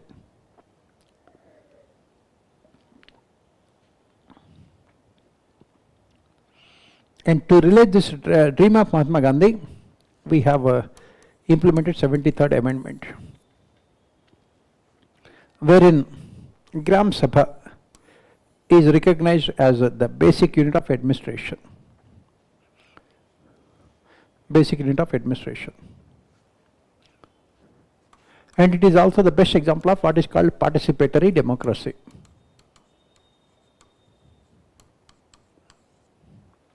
It is also the best example of participatory democracy. The objective is to transform our representative democracy into participatory democracy. It is also the best example of what we call direct democracy, wherein all the elders of the village, all those elders of the village whose names are there in the voting list or election commission's voters list can participate. They can participate and take decisions collectively. They can take decisions collectively. That is the objective of this Gram Sabha. Irrespective of their caste, creed, gender, economic status and everything. But unfortunately, in reality, it could not. In reality, it could not ensure the community participation. Then you have to talk about all the problems of Gram Sabha. Meetings of Gram Sabha, they are never held regularly. Women who constitute almost 50% of population could never attend the meetings of Gram Sabha due to social and cultural restrictions, especially in rural areas. And then it is the Gram Panchayat that takes all the decisions without involving Gram Sabha. It is the Gram Panchayat that takes all the decisions. And then we have seen huge amount of migration of people in rural areas in the past 30 years due to globalization and also due to the decline of agriculture. It does not result in more participation of the people. And the meetings of Gram Sabha are also not given publicity in the villages so that they can participate. So there are so many problems. Then you have to come out with all the solutions also. All the things are there in our notes. All of them are there. Next, identify the implementation challenges and issues of the government e-marketplace. I mean, these kind of questions you cannot expect in our public administration, Indian administration. But UPSC, our Indian administration question paper has become more general, more generic than general studies papers. Anything they are asking as part of Indian administration, it has nothing to do with Indian administration. Maybe this topic can be linked to digital governance. But if that is the case, everything is under the sun, they can ask. Long before UPSC created so much of furor with this year's plains paper, our Indian administration papers have become so dynamic and so unpredictable also. And beggars cannot be choosers. So you have to prepare for everything. And you cannot do anything with UPSC also. Once the question paper comes out of UPSC's printing press and it is given to you, you cannot do anything. Take just like a toothpaste. If the paste comes out of the tube, can you put the paste again back into the tube? You cannot. Same thing with UPSC. You have to take it. So the challenges, issues in the government e-marketplace. What are challenges and issues? First one is digital divide. Rural areas people don't have. Second one is intersectionalities.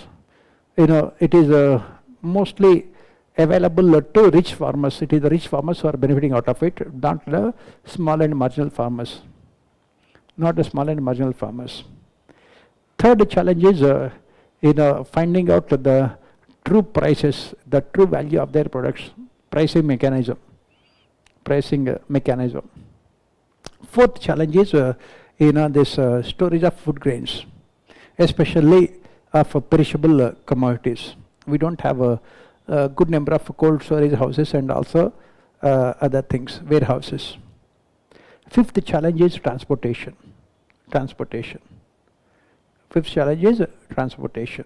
Because again, we have very few number of, recently the government has introduced special trains to transport these perishable commodities. Sir, like, for example, when I saw the question in the exam, I was only stuck. Okay, what is the problems with this platform?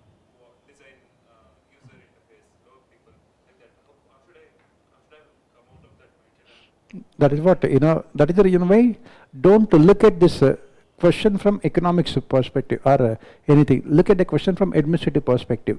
Then you will cover all the dimensions: social, cultural, administrative, psychological, behavioral, economic, political, like this.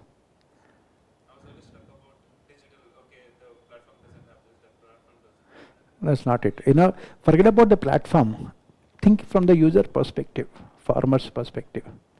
I'm a farmer in Tamil Nadu. By going to e-marketplace, I find that in Punjab, I can be getting best price for my rice. Do you have the mechanism to transport my rice from Tamil Nadu to Punjab? That is the thing. Do you have the place to store my food grains till I find best price for my products? Most importantly, can I wait for such a long period of time? Because my input costs are so high that whatever the price that I am getting, I will take it. The more I wait, the more interest I have to pay to the local money lender. These are all practical things. That is what we keep on saying. Digital governance can be successful only when all other reforms are implemented. We are implementing only e-government but not e-governance. That is where the problem. By coming out with this e-NAMs, do you improve the conditions of the farmers? Automatically, no, you cannot. You have to implement so many other reforms. And then maximum number of farmers in India are illiterates. Normal illiteracy and also digital illiteracy. How many farmers have access to this, what you call internet, broadband internet? How many of them have access to broadband internet? How many of them have that kind of digital literacy to go into this eNAM websites and find the true price for their products? And that is what we say extension services. Extension services. You need in-depth knowledge of agriculture, the topic agriculture in GS paper 3. That is when you can write good answer for this. As long as you are struck only with the digital governance, you will not be able to write these things. I am a farmer in Tamil Nadu. I have put tomatoes with me. In Tamil Nadu, I am getting only per kg 5 rupees. In Delhi, I can sell it for 80 rupees. Do I have any mechanism to transport them to Delhi? eNAM, I can go and say that this is what it is. I can find out the truth. But how? Take the case of paddy, take the case of wheat, take the case of all other crops. And another problem is that still state governments are imposing restrictions on movement of food grains. Do we have any national market for food grains? That is what eNAM is about. Do we have any national market? Still we don't have. Why? Because the moment any kind of problem comes, the state governments impose restrictions. Tamil Nadu state government says that we are not allowing our farmers to export food grains to other states because we need paddy for ourselves. Once we complete, that is what happened in Karnataka. Karnataka wanted to provide more to the people, PDS. Central government and the PDS are getting 5 kgs of rice. Karnataka wanted to have another 5 kgs of rice. So Karnataka had requested FCI, Food Corporation of India, to allot more food grains. FCI said that we will not allot, we don't have food grains. So there are so many problems here in eNAM. Just by starting a website, the problems will not be solved. We are only implementing e-government but not e-governance. That is what you have to write here.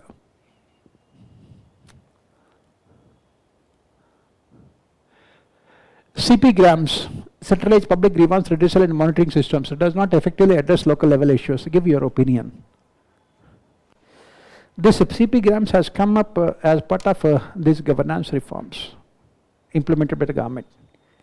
As we have mentioned, grievance redressal mechanism is one of the weakest aspects of our Indian administration. Grievance redressal mechanism is one of the weakest aspects of our Indian administration. Why it is one of the weakest aspects of our Indian administration? Why? Because we have continued with the colonial structures. Again, please remember, the answer to the question, this question is also same as the previous question. Through CPGRAMs, we have implemented only e-government, but not e-governance. So what is happening in CPGRAMs? What is happening with the CPGRAMs? People are uploading, or people are going to the website, and they come out with their grievances. Immediately those grievances are redirected towards that particular state or local self-governments. But the problem here is that you are not creating the sufficient infrastructure at the local level. You have the central government, you have the state government, you have the local self-governments. At the end of the day, all these grievances have to be addressed by local self-governments.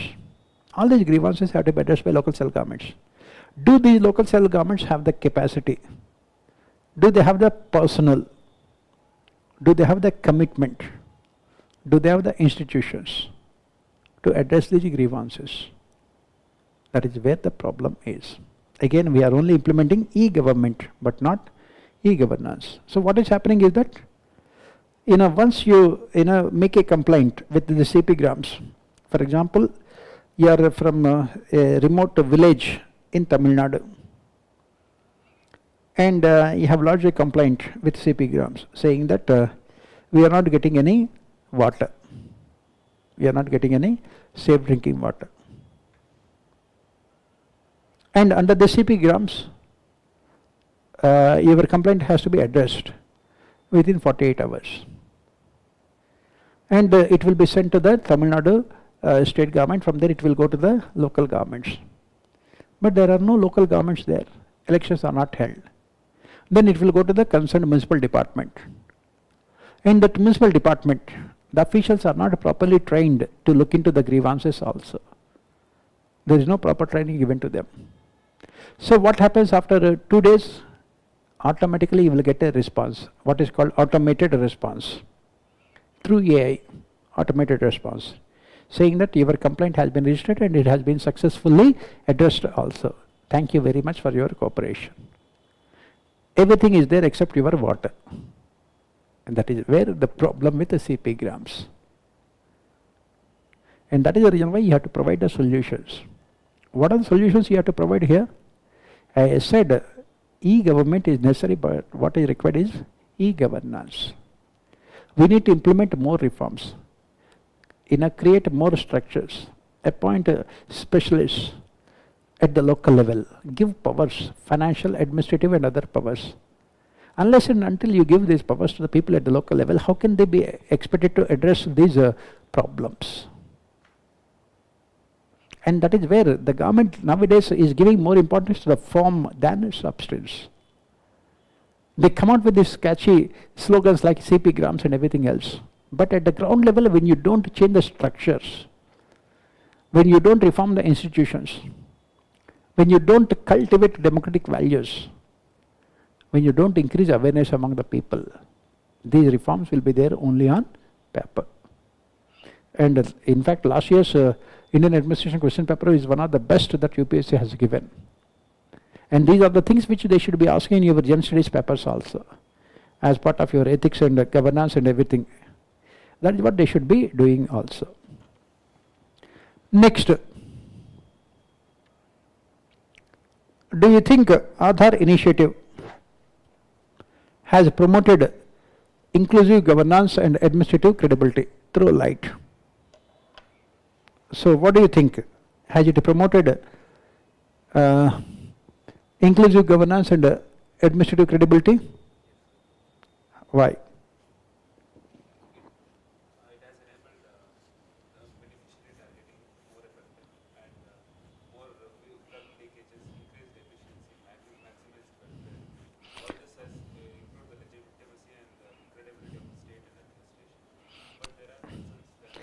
when you are writing answers, as I keep on saying, you have to support your answers with facts.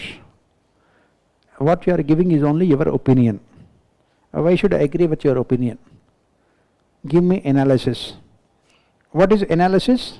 Analysis means a fact supported by, an opinion supported by a fact.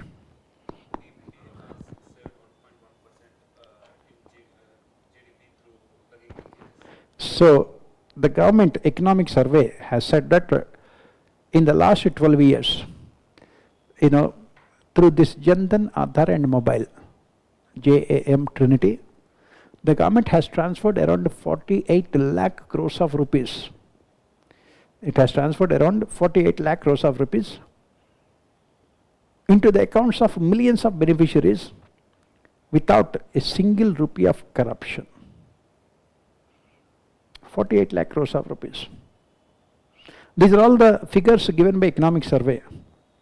That is the reason why I always say that you have to read economic survey for your public administration. Economic survey is your Bible or Bhagavad Gita for your public administration. You have to read it. You get all these facts. Again, the government has, economic survey has said that by linking Aadhaar with the ration cards,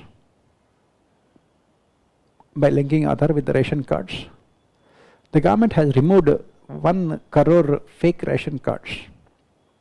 1 crore fake ration cards.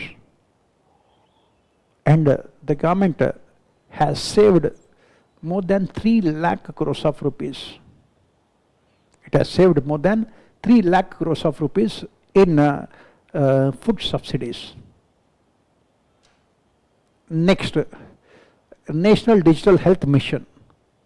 The government has digitalized the health records of millions of people, which has made it easier for the government to, provide telecounseling to most of these, patients. So you have to give all these examples while writing the things. And after writing all these examples, you have to talk about the other side also. What is the other side? What is the other side? Still, this digitalization process is not fully complete because of DPI, Digital Public Infrastructure. It is not fully developed. Why? Because even now also, we have only 85% of the people who have access to bank accounts. Only 85% of the people who have access to bank accounts. Formal banking system. Only 85% of the people who have access to formal banking system. And who are the ones who did not have access to formal banking system? Who are the ones who did not have access to formal banking system? It is mostly the poorest sections of society. Poorest sections of society. People in faraway places, hilly regions, mountainous areas, and people who do not have any houses. Aadhaar requires any kind of identification card. Aadhaar requires any kind of housing or any kind of address. How many people have that kind of formal addresses?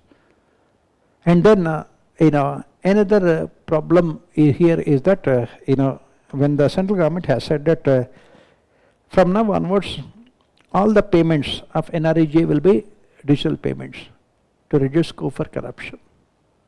Next day, Hindu newspaper had come out with a news item saying that only around 36% of NREG workers have bank accounts which are linked to their Aadhaar. That is where the problem is. DPI, Digital Public Infrastructure. That is the major issue. And then another problem is fake Aadhaar cards. Fake Aadhaar cards. And the problem is this fake Aadhaar cards, which is again defeating the very purpose of reducing corruption. Next problem is privacy.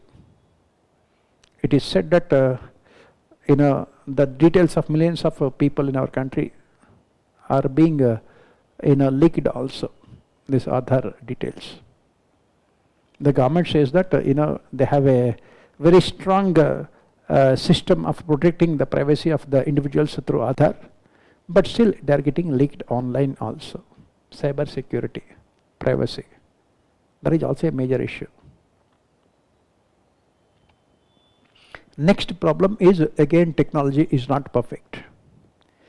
Most of the beneficiaries are not able to receive the benefits. They have not been able to receive the benefits because of fingerprint mismatches. Fingerprint mismatches. In spite of the fact that they are eligible to receive those benefits. That is the reason why Supreme Court has to come out with a judgment also, that Aadhaar should not be made mandatory to receive the benefits. Poor people should not be denied the benefits of these welfare schemes just because they did not have Aadhaar also. Because fingerprint mismatch, because if you look at it, it is the poorest of the sections of society who require all these benefits. They are mostly working involved in physical labor. When you are involved in physical labor, automatically the lines on your hands will change. And this fingerprints mismatch is denying them food grains also. You have to write about all these things. Right?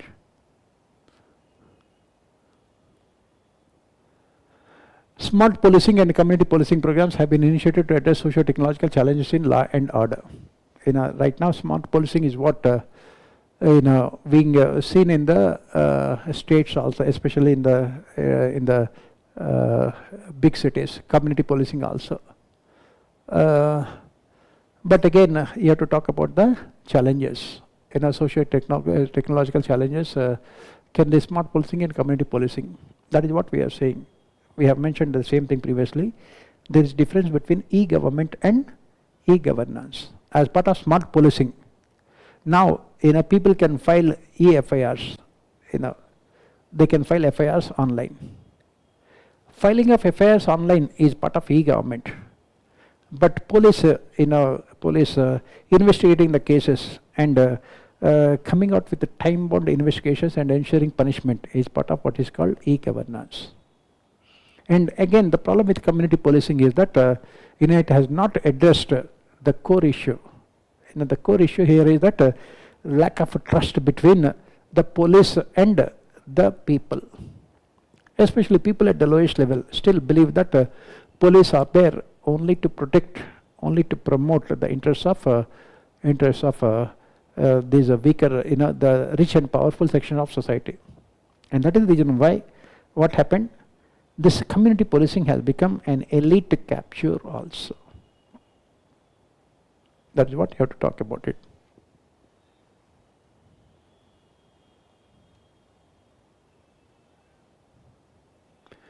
Many elected women representatives in local governments in India, especially from marginalized backgrounds, often struggle to govern effectively. Examine.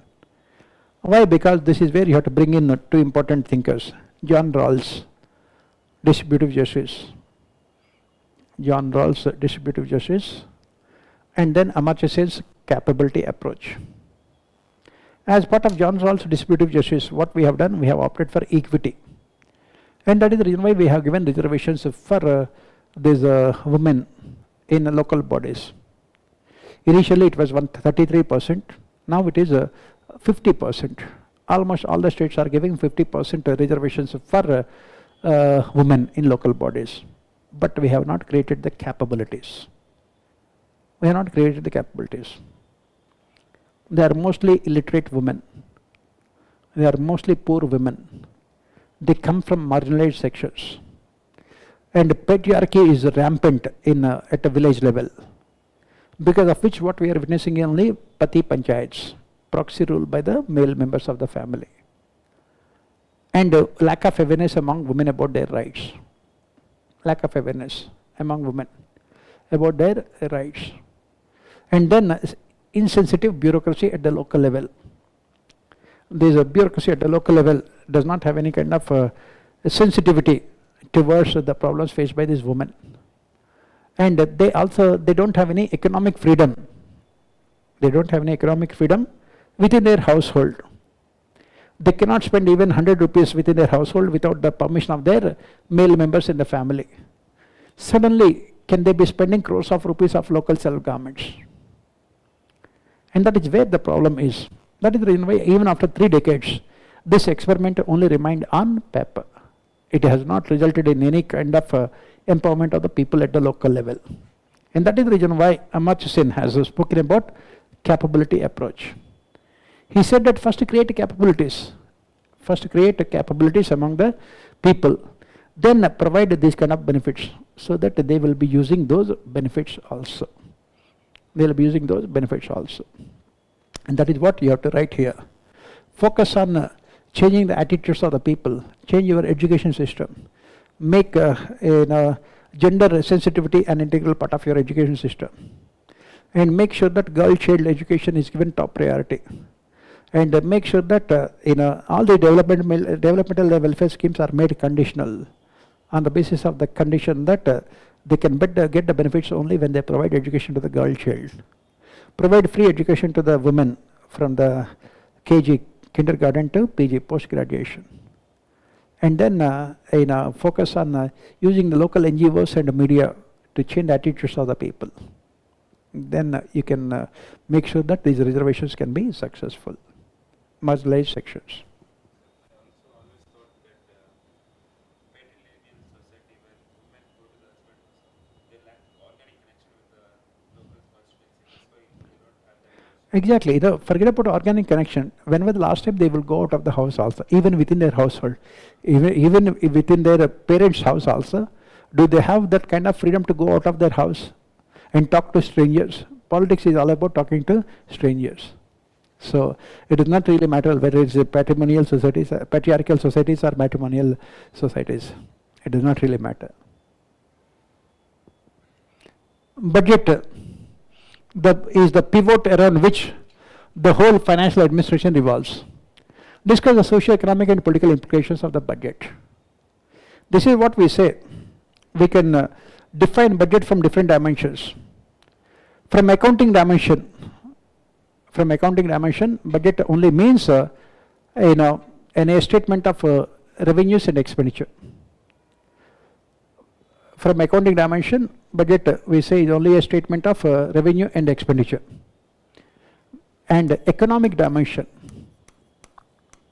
it provides information about allocation of resources.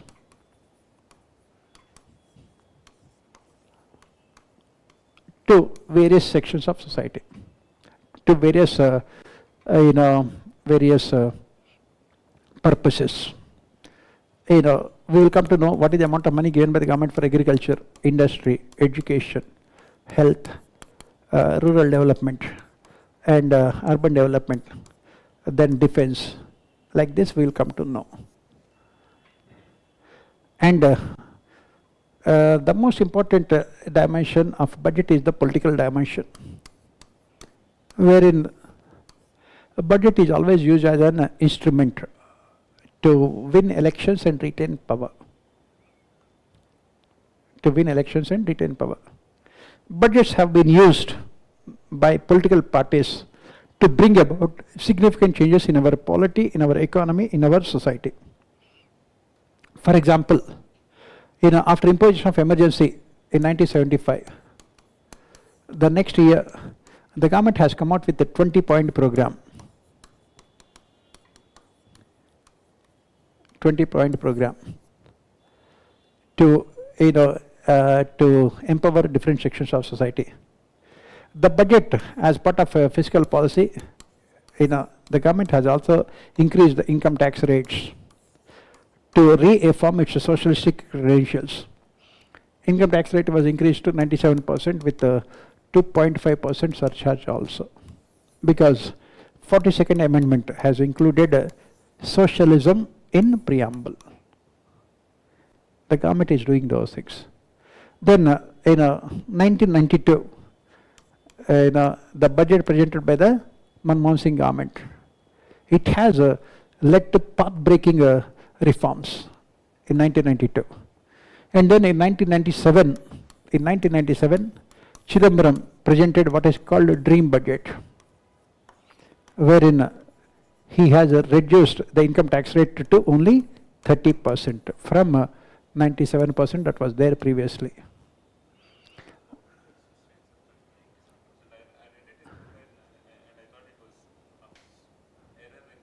No, it was there. And it was Manmohan Singh who was the economic advisor to the government at that point of time.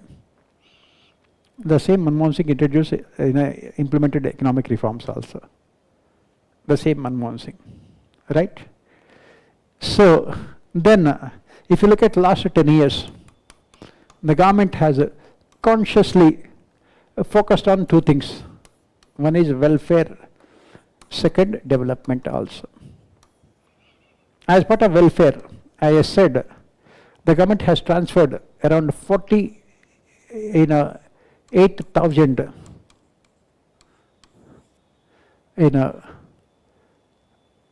lakh crores of rupees into the accounts of various people through budgetary allocations, through various schemes.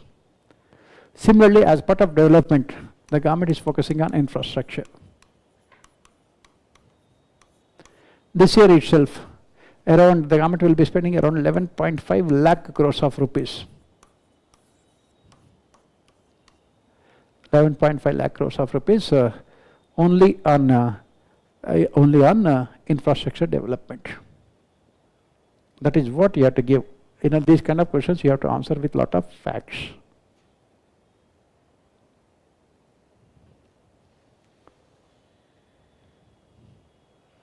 Next,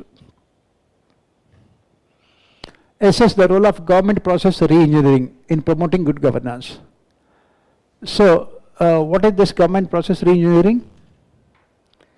You are changing the procedures, the structures and the rules and regulations as part of GPR to promote good governance. For example, as part of GPR, government process re-engineering, what did the government of India do? The government of India has introduced many reforms.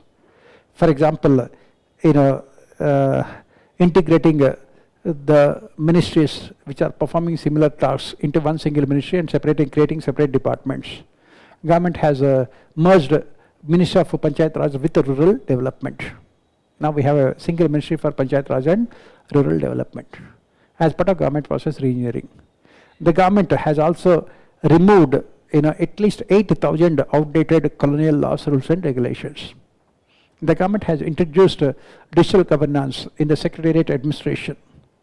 The government has also come out with this kind of populistic initiatives like Pradhan Mantri Gati Shakti Yojana to evaluate the developments made in the infrastructure projects on a real-time basis, and also to ensure better coordination between the ministries and departments, and also to reduce the wastage of resources also. And these are some of the initiatives the government of India has implemented. And then of course the government has also implemented the CP grams to ensure accountability and responsiveness within the administration.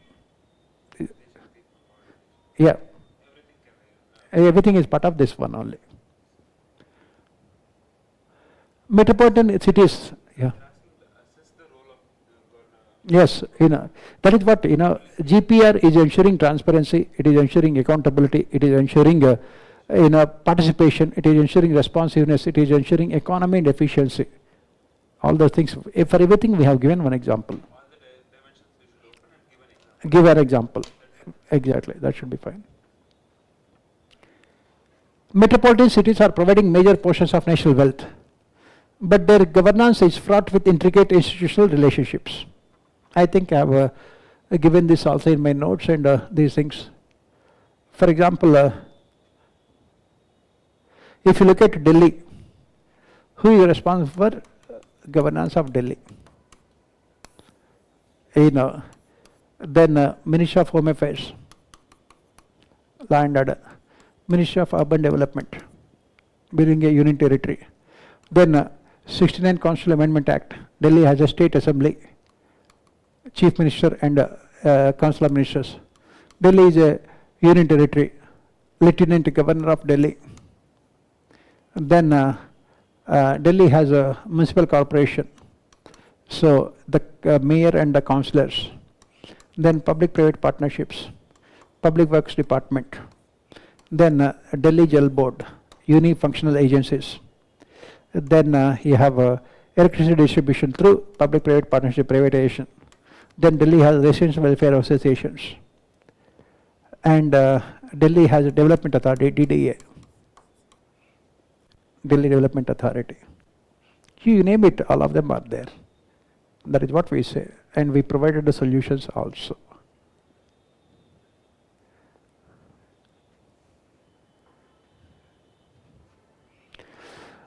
Training and capacity building represent different scope and objectives. Explain the key differences. The objective of capacity building is to improve their aptitudes and attitudes. Training is given for different reasons. Training is given at induction level, at the level of joining the organization, induction training, to make them familiar with organizational procedures, objectives and structures. And mid-career training, again it focuses on making them eligible to hold higher level positions. And mostly this training is too generic in nature to be of any specific value. It focuses mostly on academic aspects.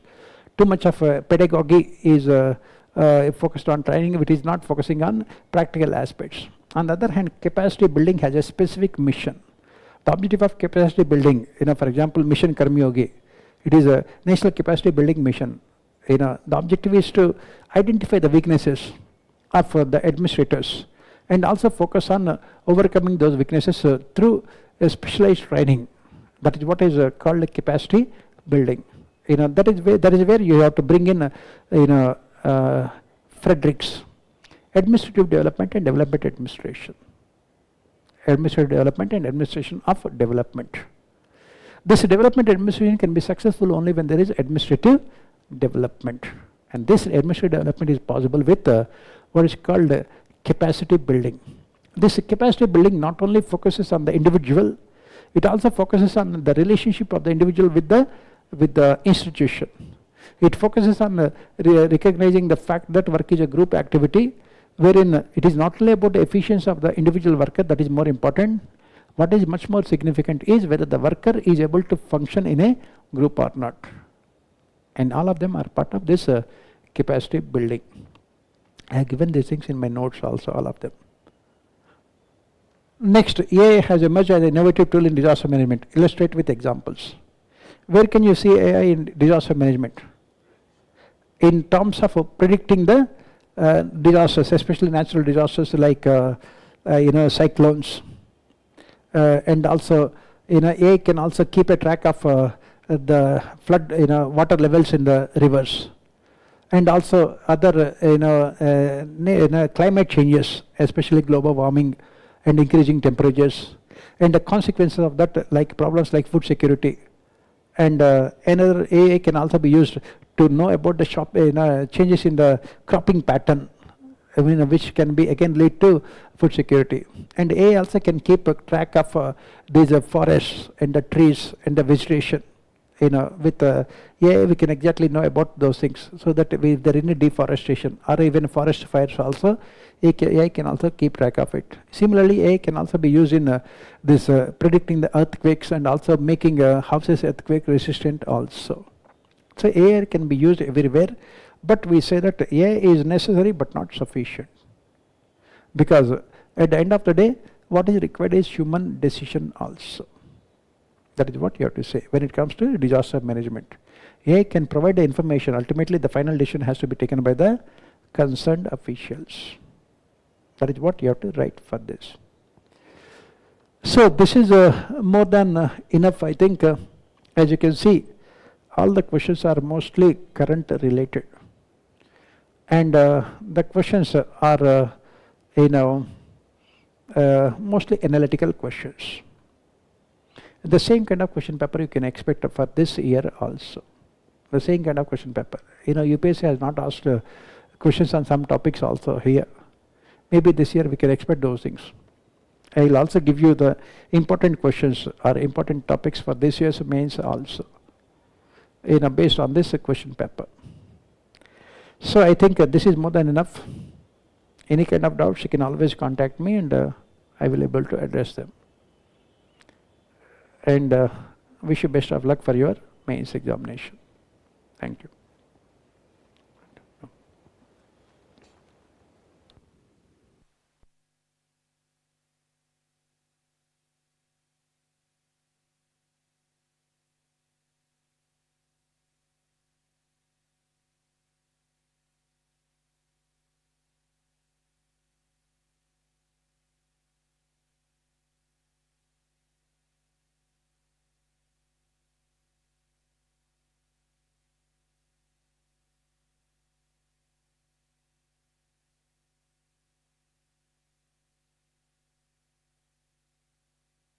Your preparation may look complete, but UPSC Prelims 2026 showed something important. Completion is not the same as readiness.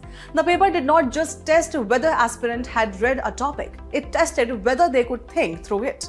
Could they eliminate smartly? Could they connect static concepts with current issues? Could they stay calm when the question was not direct? Could they take decisions under pressure? That is where many aspirants struggle, not because they did not study, but because their preparation stayed in input mode, reading more, collecting more, revising passively. UPSC needs more than that. It needs a preparation system that turns knowledge into judgment. That is what the VisionIAS Delhi GS Foundation course is built for. Concepts are taught in a connected sequence. Current affairs is linked with static subjects. Tests help you identify gaps before the exam does. Answer writing builds structured thinking for mains. Mentorship helps correct your direction early. Build readiness from the beginning. VisionIAS Delhi GS Foundation course.